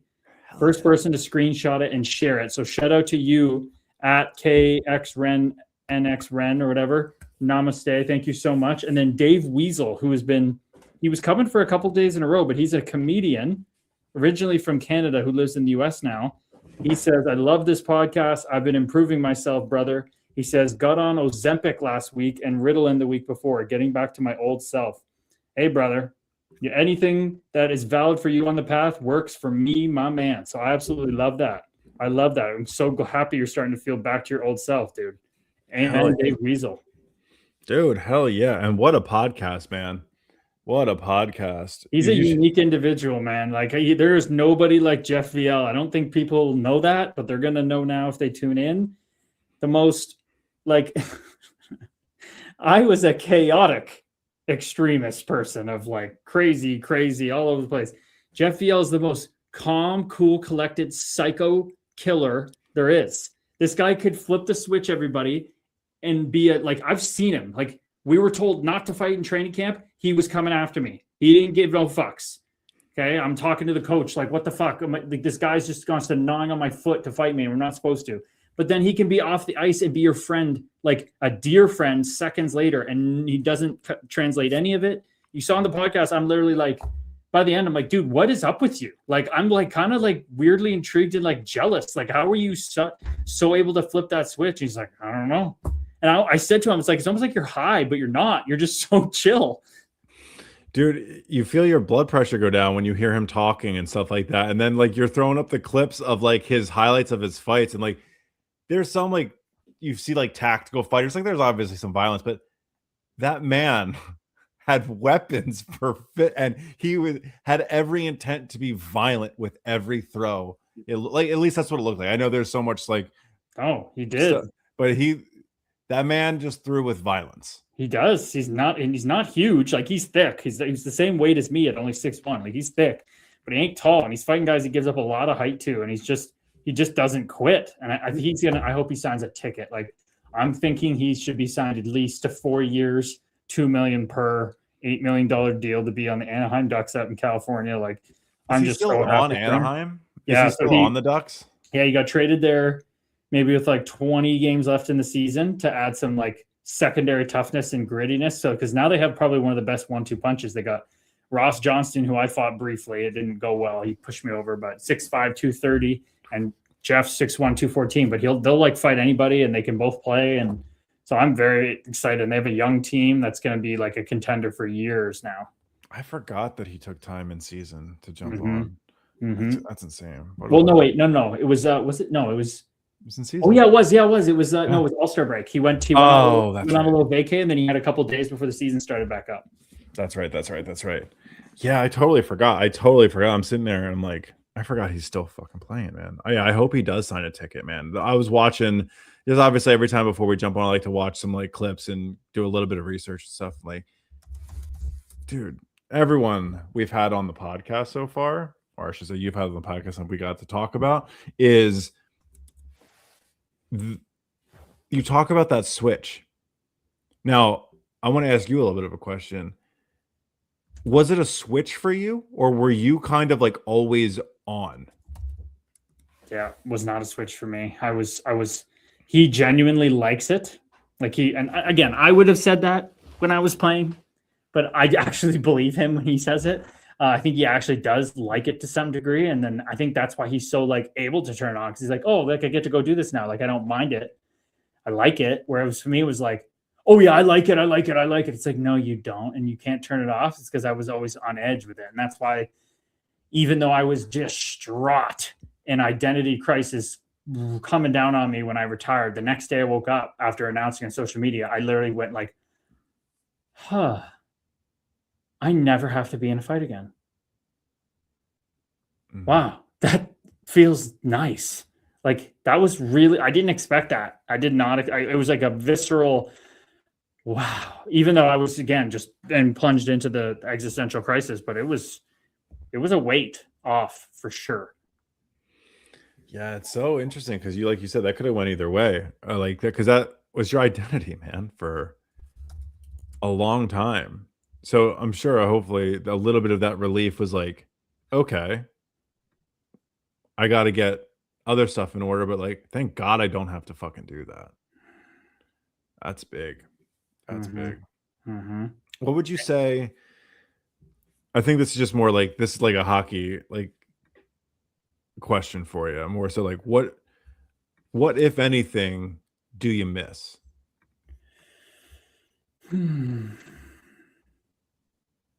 Not in a way that you're lacking without it, but in a way like you think fondly back of it. If anything, doesn't have to be anything, but I guess no, it makes sense what comes through. Like I'm trying to like, because there's different like buckets I could stand in and answer this from different places. But if I just go, just what comes up that feels like the most pull is when I was living from the zone. Yeah. Like that's not a canned answer because our course is called that. That's literally why the course is called this, though. It's because that is the greatest moments. We could all say, yeah, it's the boys, the camaraderie. That's for sure valid. I agree. But like, it was those zone moments where I played a game and I was going into the game. I'm like, they think they're going to stop me. Like that was there's just some times, and my mom still talks about it. She's like, when you were on, like you were way more than your average. Like, you know what I mean? Like she's like, when you had things okay for whatever reason, you were a fucking good hockey player. And I'm like, thanks, mama. You know, it was hard to keep it. And now when I look back, I'm like, that was always there. I just didn't understand how I accessed it. I thought I fell into it and it wasn't something I could manufacture or I could reproduce or reveal or remember our true nature. But yeah, like in one game against the Oklahoma City Barons at home, I had 2 goals in 2 fights. Like I was just like, get the fuck out of my way. I beat the guys up. I scored nasty goals. I had a game in Hamilton in front of the first pro game I played in front of, other than like my mom, because it was near my hometown. So it was like an hour away. So there was like 15 people from different sides of the family. And I had a Gordie Howe hat trick, goal, assist, and a fight, like a snipe on a 2-on-1 too. Like high glove. Like, it's just those moments where you're just like, you just literally couldn't do a thing wrong if you tried. I just my legs felt like the Energizer Bunny. Like I was just it was like a painter. I got to be an artist playing hockey those nights, not grinding my meat suit through the grinder that is pro hockey. You know? Would you describe the feeling of like your body is numb because everything is so in flow? Like you don't feel your stick on the ice, you don't feel the puck on your stick, you don't feel your skate. Like everything is just like your body, everything is numb, and you're just the awareness of everything happening, and it's just kind of like you just take a seat back and you're just watching it happen. You don't have the feelings, you don't have the thing. Like that's what I think of, like what you're talking about. It's it, man. And that's what's so funny is that is the biggest look in to the rest of my life. You know, like now I do truly live from that place in a way that's not even performative. It's like it's just sucking me into it. Like I can't stop it. That way it was like, I got to train. I got to do all this all summer. I got to get everything lined up. Everything's perfect. All my ducks in a row. And it unlocks this zone flow moment. It's like, that is the natural state now. Because I'm doing something that is like, it's like breathing, doing all this, you know, it's just like that. It's, man, that's why the course, the next arena, living from the zone, because that's what we're all trying to do. It's so nice, man. It's so nice. Fuck, I love that feeling, man. And oh yeah, you're getting me going. That's a great question, man. Before you asked me that, I wasn't gonna ask you that. I was gonna ask you about it because we were talking about fighting. I was like, because I haven't been in any fights off the ice. So I think you probably have been in fist fights off the ice. I've been in a couple, well, not a lot though. It was like kid stuff. It wasn't not adult stuff. Okay. No, I'd probably say like the oldest. It was like, you know, there was like drinking with your boys and getting rowdy and peacocking a little bit and you know, throwing some fists and stuff like that. But like it was like your boys. It wasn't like your boys going out and then fighting other guys. No, I wasn't like that. But like it was a bunch of like childhood, like I'd say like 13, 14, 15 years old. But like throwing hands, like trying to hurt each other. Yeah, I've always been somebody who I mentioned to you this in private the other day. It's like you can say whatever you want to me. You can say like I don't care. Like I'm good. I'm a big boy. But when you start either physically taking jabs at people or emotionally, verbally taking jabs at people who are more defenseless, there's something that in me that would like become like I see. I don't get mad. I get like just very reactive. And I fill into my body very quickly. I'm no longer a teddy bear, and I use what I was just like 6'2", 6'3", 215, whatever.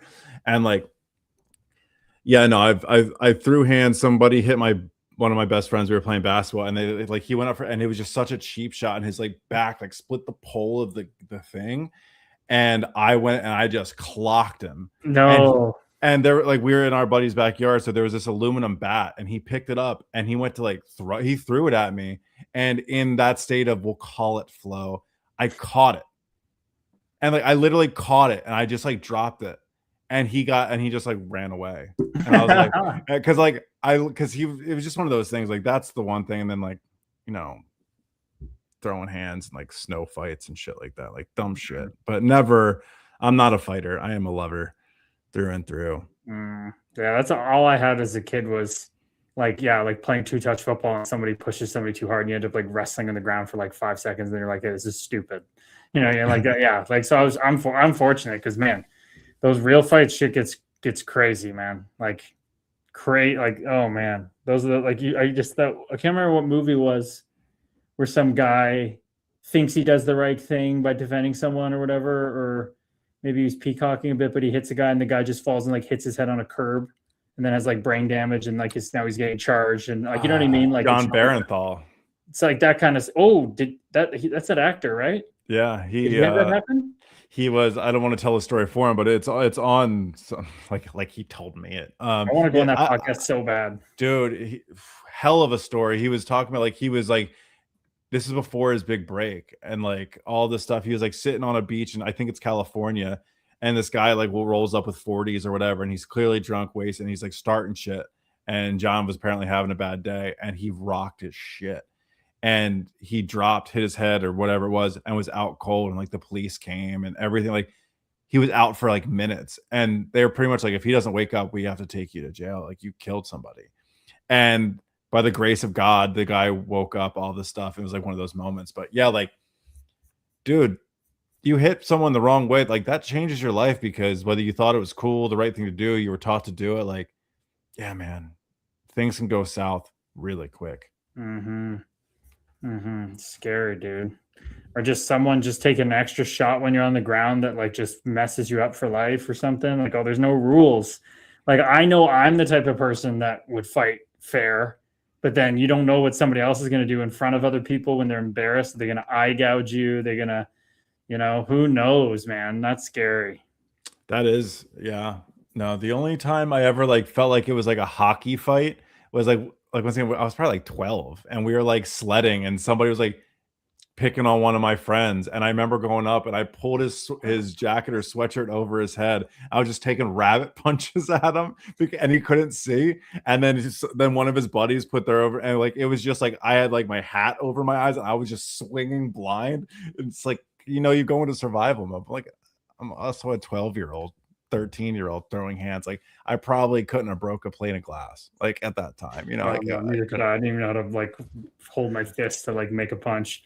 I did start boxing when I was like 16 for a little bit as like off-season stuff, but once I started boxing, I never threw a punch again in my life.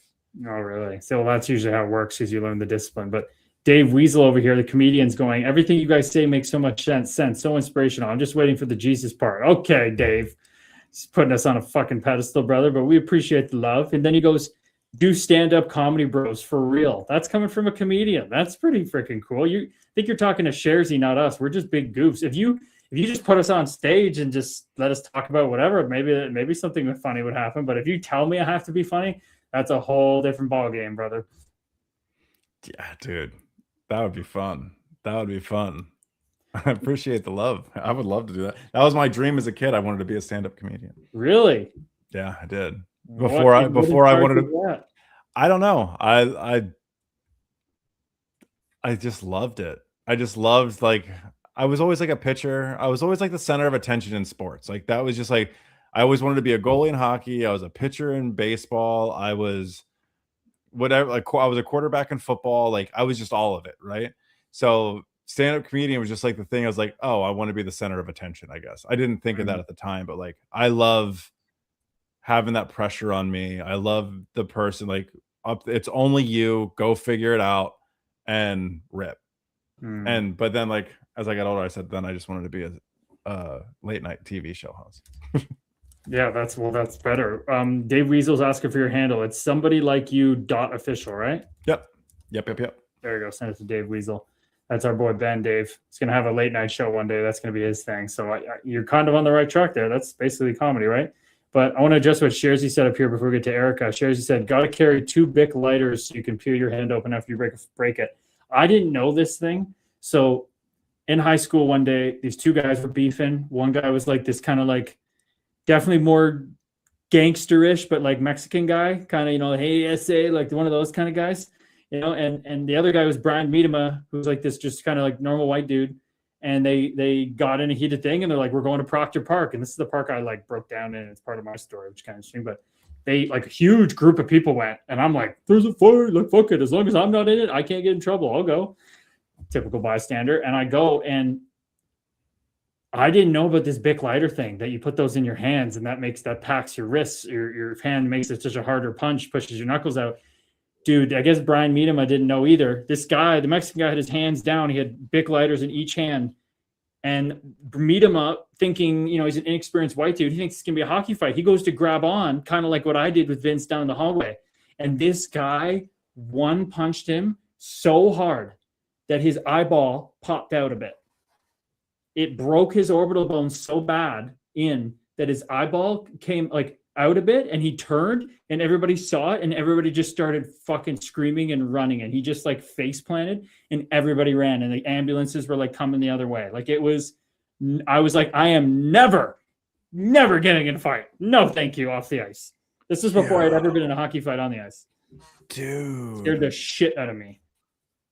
Oh my God. Yo, that's insane. It was, dude. Scarred me.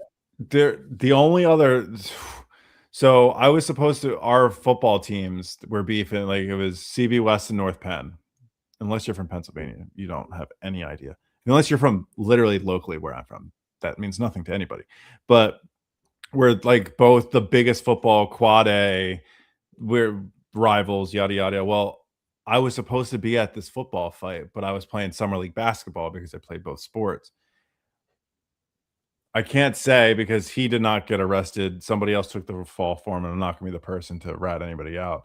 Well, it turned out to be like a 40 on like 4 fight. Our team, our group, our North Penn people showed up, and like somebody like put their head, like there's a curb stomp. Well, somebody put their head on a curb, and then they lined up like they were kicking a field goal and kicked their face and kicked their teeth and broke their jaw, everything. And somebody took the rap for it, and the other person never came forward. And yeah, no, once again, but yeah, like that type of shit. Like you think you're showing up to like what it would be a fair fight. Like, okay, we're gonna grapple. Like, then that shit's happening. Orbital bones are getting broke. Eye sockets are getting popped. Come on, bud. Yeah, dude. That's what shares. Shares like you never fight fair in a street fight. That's why I don't fight in street fights. He goes, I watched my neighbor get a beer bottle smashed over his head by a disgruntled baby mom. I never saw somebody bleed so much. I always carried rolls of pennies covered in electrical tape. The extra weight works wonders. See, sure, this is your kind of conversation today, Sharzy. Holy frig. What did Erica say? Erica's got a story. I got pissed off at these two guys being absolute idiots at a party once. I got in a fist fight with them and bottled one. Was arrested for assault with weapon months later and paid $1,000 to fix his tooth and got dismissed. Was like a year and a bit dealing with the court. Damn.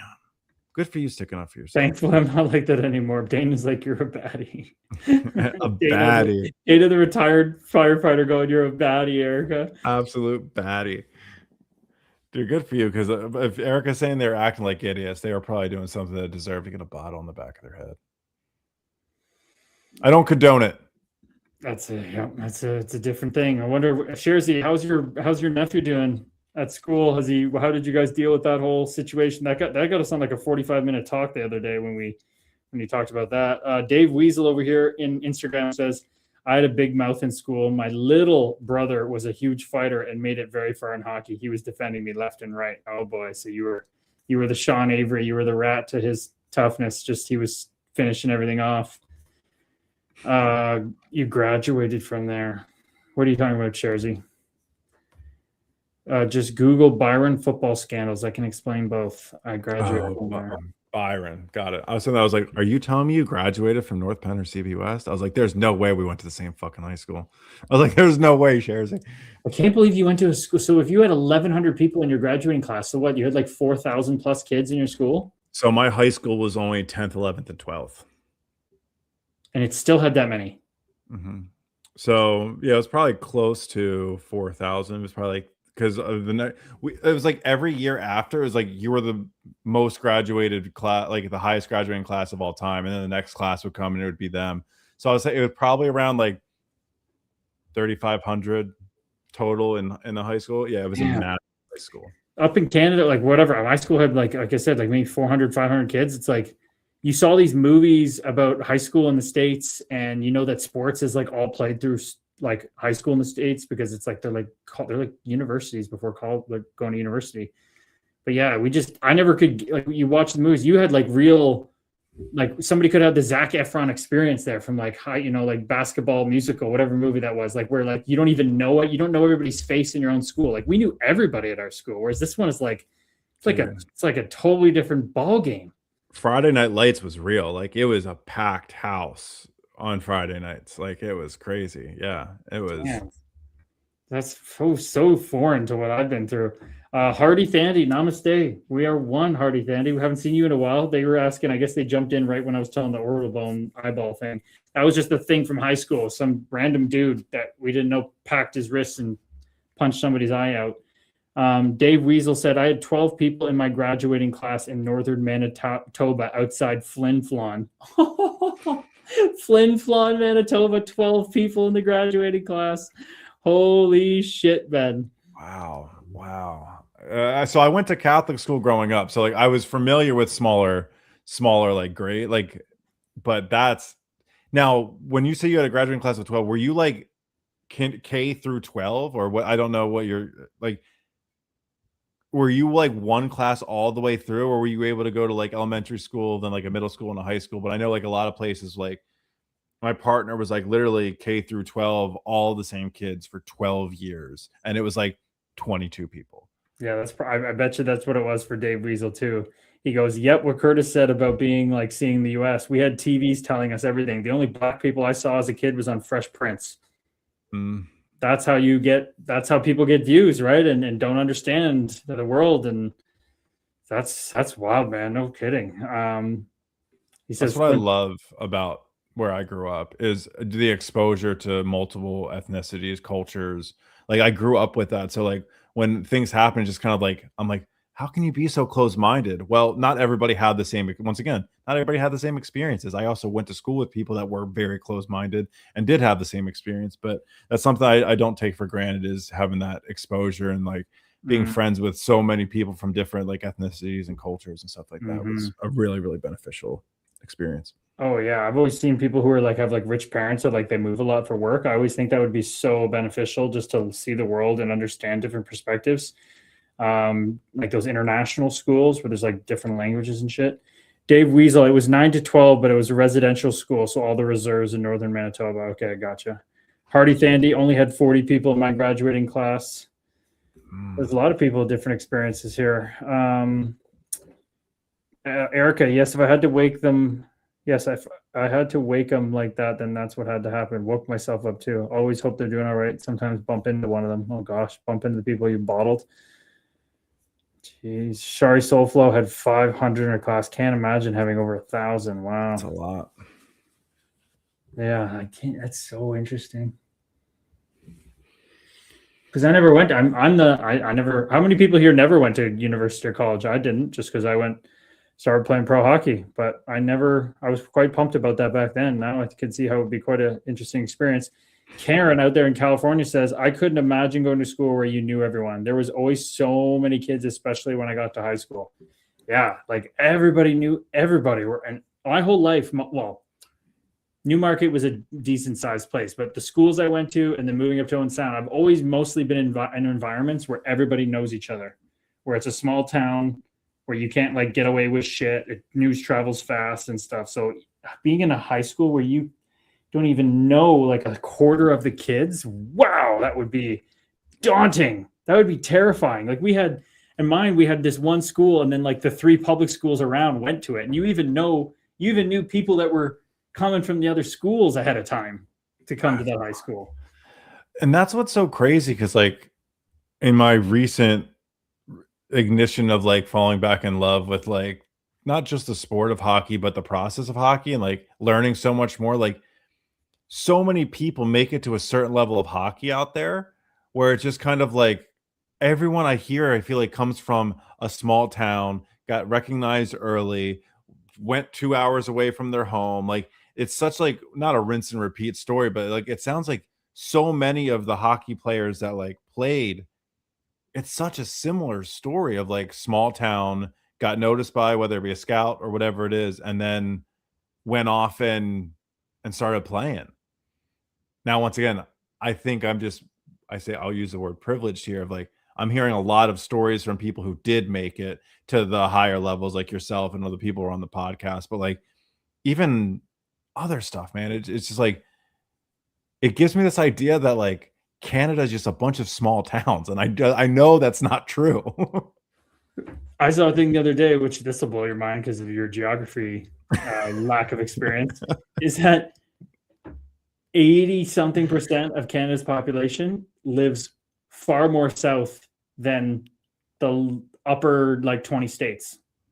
Like if you actually look on a map, all that Montana and Wyoming all out there is way more north than where we live. All of Canada lives in the most fertile farming land in like ever. Like we're around Toronto and everything, all around the Great Lakes. So that's actually pretty south So it's kind of funny how like we actually live more south than a lot of American states. Yeah, and that is crazy.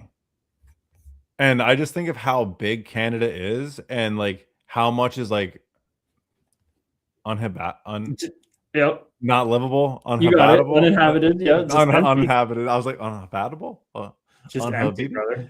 Yeah, Just timber and oil and minerals, and that we're like a gold mine. yeah. I mean, I think a lot of where I'm coming up with is like I can't stop watching Shoresy. Like I'm telling you, I'm already on my second time through, and I'm gonna have to. Shoresy, I did see the scene you were talking about. It was the first episode of season 5, and yeah, like it's just so wild. Like I have so many, I have like questions, but like I don't know, man.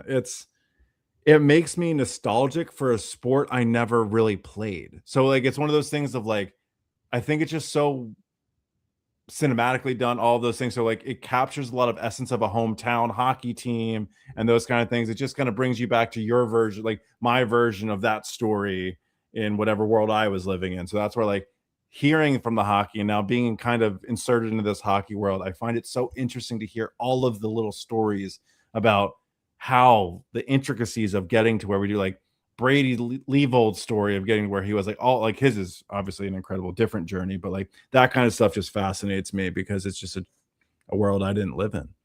Yeah, like all like the big stars most of the time from the States for football and baseball, they're all coming from big cities. There's the odd farm boy that's really good, you know, whatever, but most of the time it's big cities, man.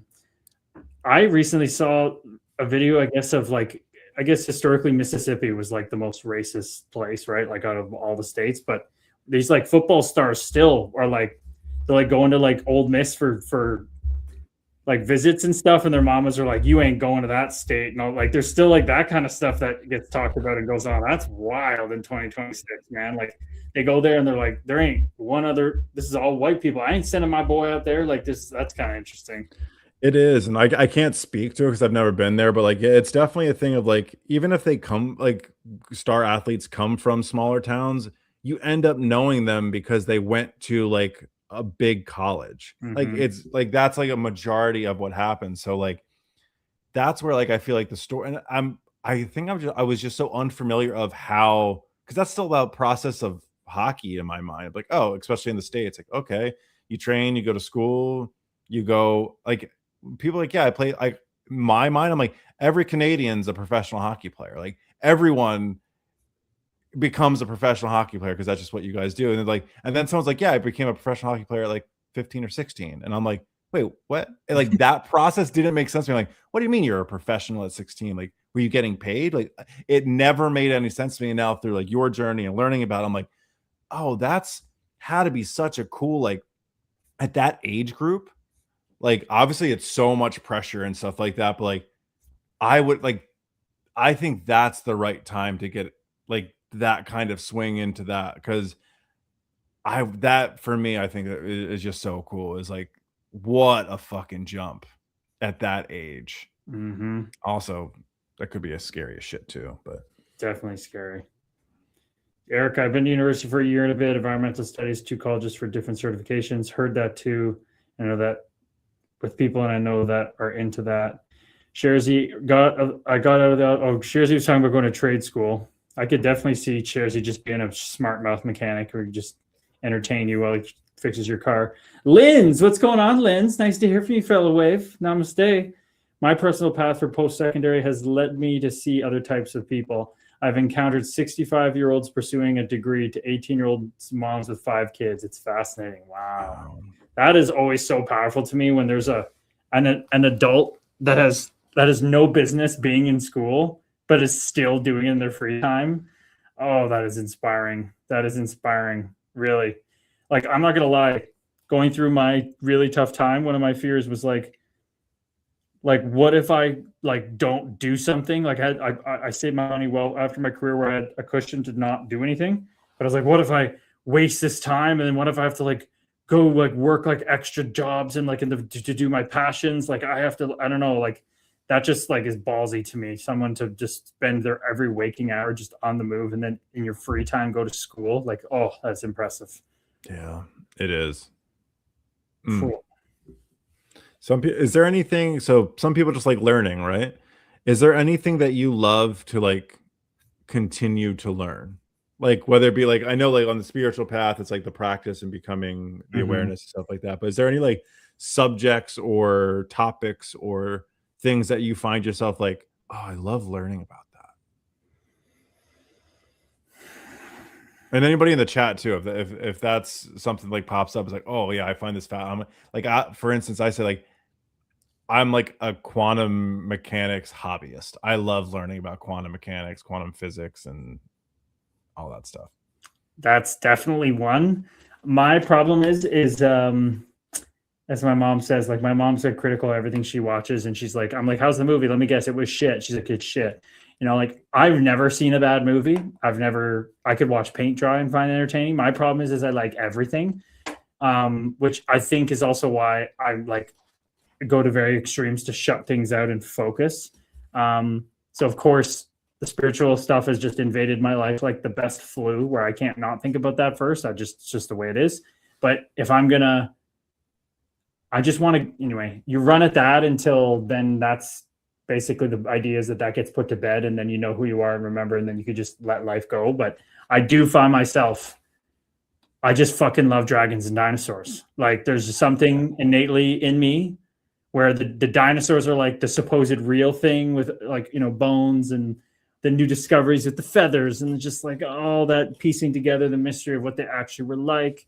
And then there's that other aspect, which is the dragons, which is just like your imagination, pick what you want. And like the kind of dragon that I like, which I think is cooler than any other dragons. Like that's a shit that I could go on a long time about, man. Like what's your number one thing? You said quantum physics. So like, that's definitely my bucket. That's definitely a bucket of mine too.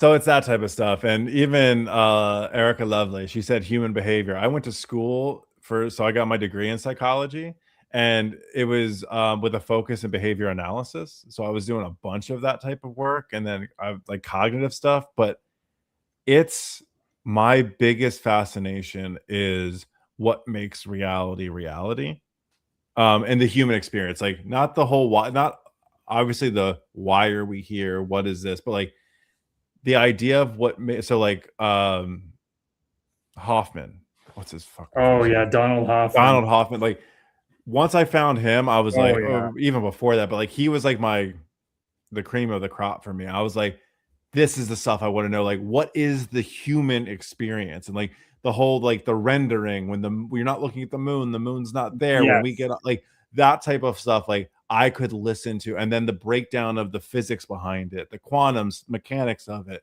the entanglements, the observer, like that stuff, like I could listen to anybody talk about forever. I love that stuff so much. I'm so there with you, brother. That Donald Hoffman guy, when I first heard him speak, I used to just be terrified of the word university, but man, if I was taking that guy's course, I would learn whatever the hell I'd have to understand what the hell we were doing, because just the passion would just take over. Like that's ultimately what we want to do, right? That guy does not work a day in his life. But by the way, he meditates like 2 hours, 3 hours a day.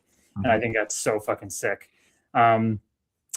Lisa says she would have loved to have been a psychologist. Sherzy feels the same way about me. There's just too many to list. Erica took a dinosaur extension course in uni. LOL. Oh yeah, that's a great topic. Shori Soulflow, love learning also about human behavior and spiritual growth. Sherzy goes, I knew Sherzy would like dinosaurs. I definitely vibe with that. Out here in Instagram, Dave Weasel goes, dragons versus quantum physics. Off my ass off. You get it all here. He goes, I believe in aliens and think they're way smarter than us. Quantum physics is what they learn in alien kindergarten. Fucking right. I love that. I love that. That is true. And poop stories, says Erica. Can't forget about them. Yeah. And you mentioned about, you know what I think Donald Hoffman's greatest strength about it is his ability to communicate at a level in which I feel I can understand. Like I don't need to get this doctorate level. Like I just want to be able to understand the kindergarten version of it. So like, and then I'll learn on my own. He communicates in such a way that I'm like, he makes me feel smarter just by listening to him talk about all this stuff. And he's so humble about like, yeah, no, this is what I do, all that stuff. Took the words out of my mouth. He's so humble. He does it in a way. is a true scientist. Like, he's not sitting here going, he's like, first of all, we're never going to figure it all out. There'll never be a theory of everything. But why not have fun, like understanding like 1/1000th of what's going on? Why, like, that sounds fucking exciting. And talking about how other people shit on him and just dump on him for his theories and stuff. He's like, yeah, I get it. They're just, they're in their ego and they're protecting what they think they know. And it's the time will tell. It's like, with science, we know we're wrong. Thanks for telling me I'm wrong. I know I'm wrong. It's a hypothesis. It's a theory. That's the point, to be continually wrong and fail our way through. Like, he just gets it. He just gets it. Yeah. Oh, that was my biggest beef in school. When I first started dating my current partner back in 2017, one of the funniest things was our second joke. I was just saying outlandish shit because that's just who I was. And I was like, something about, she's a nurse, and she's wicked smart. Really, Cass? Oh my god, like, she could read something and know, like, she passed the NCLEX, like, and didn't study for it for nursing. Like, she's book smart out the ass, right? And I said, I'm like, yeah, I just don't believe in science. And she's like, what? I'm like, yeah, I think it's full of shit. And she was like, what are you talking about? That's like the dumbest thing I've ever heard. I go, no, everything I've ever been told was just a giant lie. It was like, you have to learn this. This is the way it is. You're not allowed to ask questions. This is a fact, yada, yada, yada. And then we watched this episode of Always Sunny. I don't know if anybody's an Always Sunny fan in here, but there's literally an episode where, like, the one character, Mac, talks about, like, and science is wrong sometimes. And it's like, and he's a bitch. And it's like, all this, it was like, that's me. And I realized it's because what you're saying and what Donald Hoffman talks about is like, no, the goal is to constantly prove things wrong and evolve through the science and the materials of it. Nothing is going to be right. It's going to continue to evolve. And that I was like, I believe in science now. Yes, it's just like, has to be framed. We're so used to science being like this hard rule, and this is the way it is. And nobody likes to be told that ever. No. You want to, yeah. I don't believe in science. There's so many things that pop up of like, yeah, like the aliens. I mean, I could go down. I would love to live like that Paul Rosalie guy who lives in the rainforest, saving the jungle, studying the animals, finding bugs every day that nobody's found. Oh, man. Video games. I could play video. Oh, dude. It lives rent free in my head. Ben Stiller at the end of Dodgeball, when he's the big fat guy playing in his basement, eating all the food, playing video games. I literally would be. That's me. I've definitely lived that life. Like, I fucking love video games, man. They're making a Lord of the Rings open world game. How the fuck am I not? Like, that is just so cool. Come on, dude. And then with VR and stuff, VR is trippy and all that stuff. Only a fool doesn't change their opinion as quick as the facts change. I agree. That's always just like, I think that's one of the greatest attributes a human being can have, is the ability to change their opinion with grace and always not speak from a place of this is fact for life. I think it's one of the best. Not best, but you know what I mean. What a time. I love it. You never know what this stream's going to go, people. We were all over the place today. And this first part, we were talking more like spiritual path stuff and some shares, but we just kind of went with the flow and jammed out today on some topics. So what's everybody thinking for tomorrow? I was planning on doing it the same as the last week, what it was supposed to be, but then I had the Sunday thing with my mom. I was planning on doing Sunday this week, not Monday, and then Tuesday, Wednesday. So that's what I'm thinking as of now. Maybe we'll jump on tomorrow, but got to go through that course. Some of our dates are coming up. It's not like we're in a bad place at all, but I think sometimes I go, oh, we're good. But I'm like, no, I think I'm going to do some like extra playing in the sandbox tomorrow. I think of like trying to if I could get through the next, body connection, purpose and connection modules by tomorrow, I would do a lot, but I think I might be able to pull it off after the Carcillo podcast, which will be a wicked one. So we'll set up when we do our Volpatti after the bell so that we can I have 3 podcasts filmed this week. Carcillo, Tristan Grant, super tough dude who's a girl dad, and he's definitely gonna be vulnerable. And then Ryan Schnell, who's a guy who like did a cup of coffee as a fighter, didn't play that long. I'm curious to see what he's up to now. He lives in Rochester, so like he's kind of a more like obscure guy, which like most guys you kind of know what they're doing now. Like it's gonna be interesting. Oh, dude, hell yeah. No, I'm about it, brother. Well, everyone, thank you so much for allowing me to be in this space and welcoming me in as always. Gabes, as always, welcome and thank you. You're welcome. Thank you to you for allowing me in this space. And I just want to say, sending everybody so much love. Thank you so much, brother. Thank you so much for joining us. It's always a good time with somebody like you because you're just talking to yourself. How can you not have a good time talking with just a beautiful mirror? Because he's so damn humble and he just gets it. He just gets it. I always forget you have a psychology degree too. It's fucking awesome, dude. It's fucking awesome. Okay, I'm gonna wrap up some of these Instagram comments, but you want to jump off or hang around for that, Ben? Totally up to you, brother. But Dave Weasel's just pumping in some things in here, which I want to answer. We got to get Dave Weasel on the kick. But everybody in kick, namaste, Gouda night, Erica Lovely, appreciate you. Dana's loving that the Gouda line. All right, I'm just gonna jump over here to finish up. I don't want to leave Dave Weasel hanging. Are you saying you got a ton of his pod or aspirational things? No, I'm just totally manifesting that I will be on Pete Holmes' podcast. I do not have a personal line. If you do, Dave, and your connections, that'd be huge. I'm just getting in touch with my body instead of neglecting it. Thanks for having such a great guest. I followed him. Nice. Yeah, Ben's back on Sundays. He's on Sundays and Tuesdays. So those are when Ben's here. Monday, Wednesday, fly solo. And Ben's eventually going to be doing his late night show probably after this stream. So who the fuck knows what's going to happen. But all right, people, that's it. I love you. Throw on some Biggie again and we'll take it out. In the Brooklyn basement, face it, not guilty. That's how I stay true. Richer than rich, so you niggas come and get. Come on. Biggie, biggie, biggie, can't you see? Sometimes your words just hypnotize me. And I just love your flashy ways. Guess that's why they're broken, you're so big. Biggie, biggie, biggie, can't you see? Sometimes your words just hypnotize me. And I just love your flashy ways.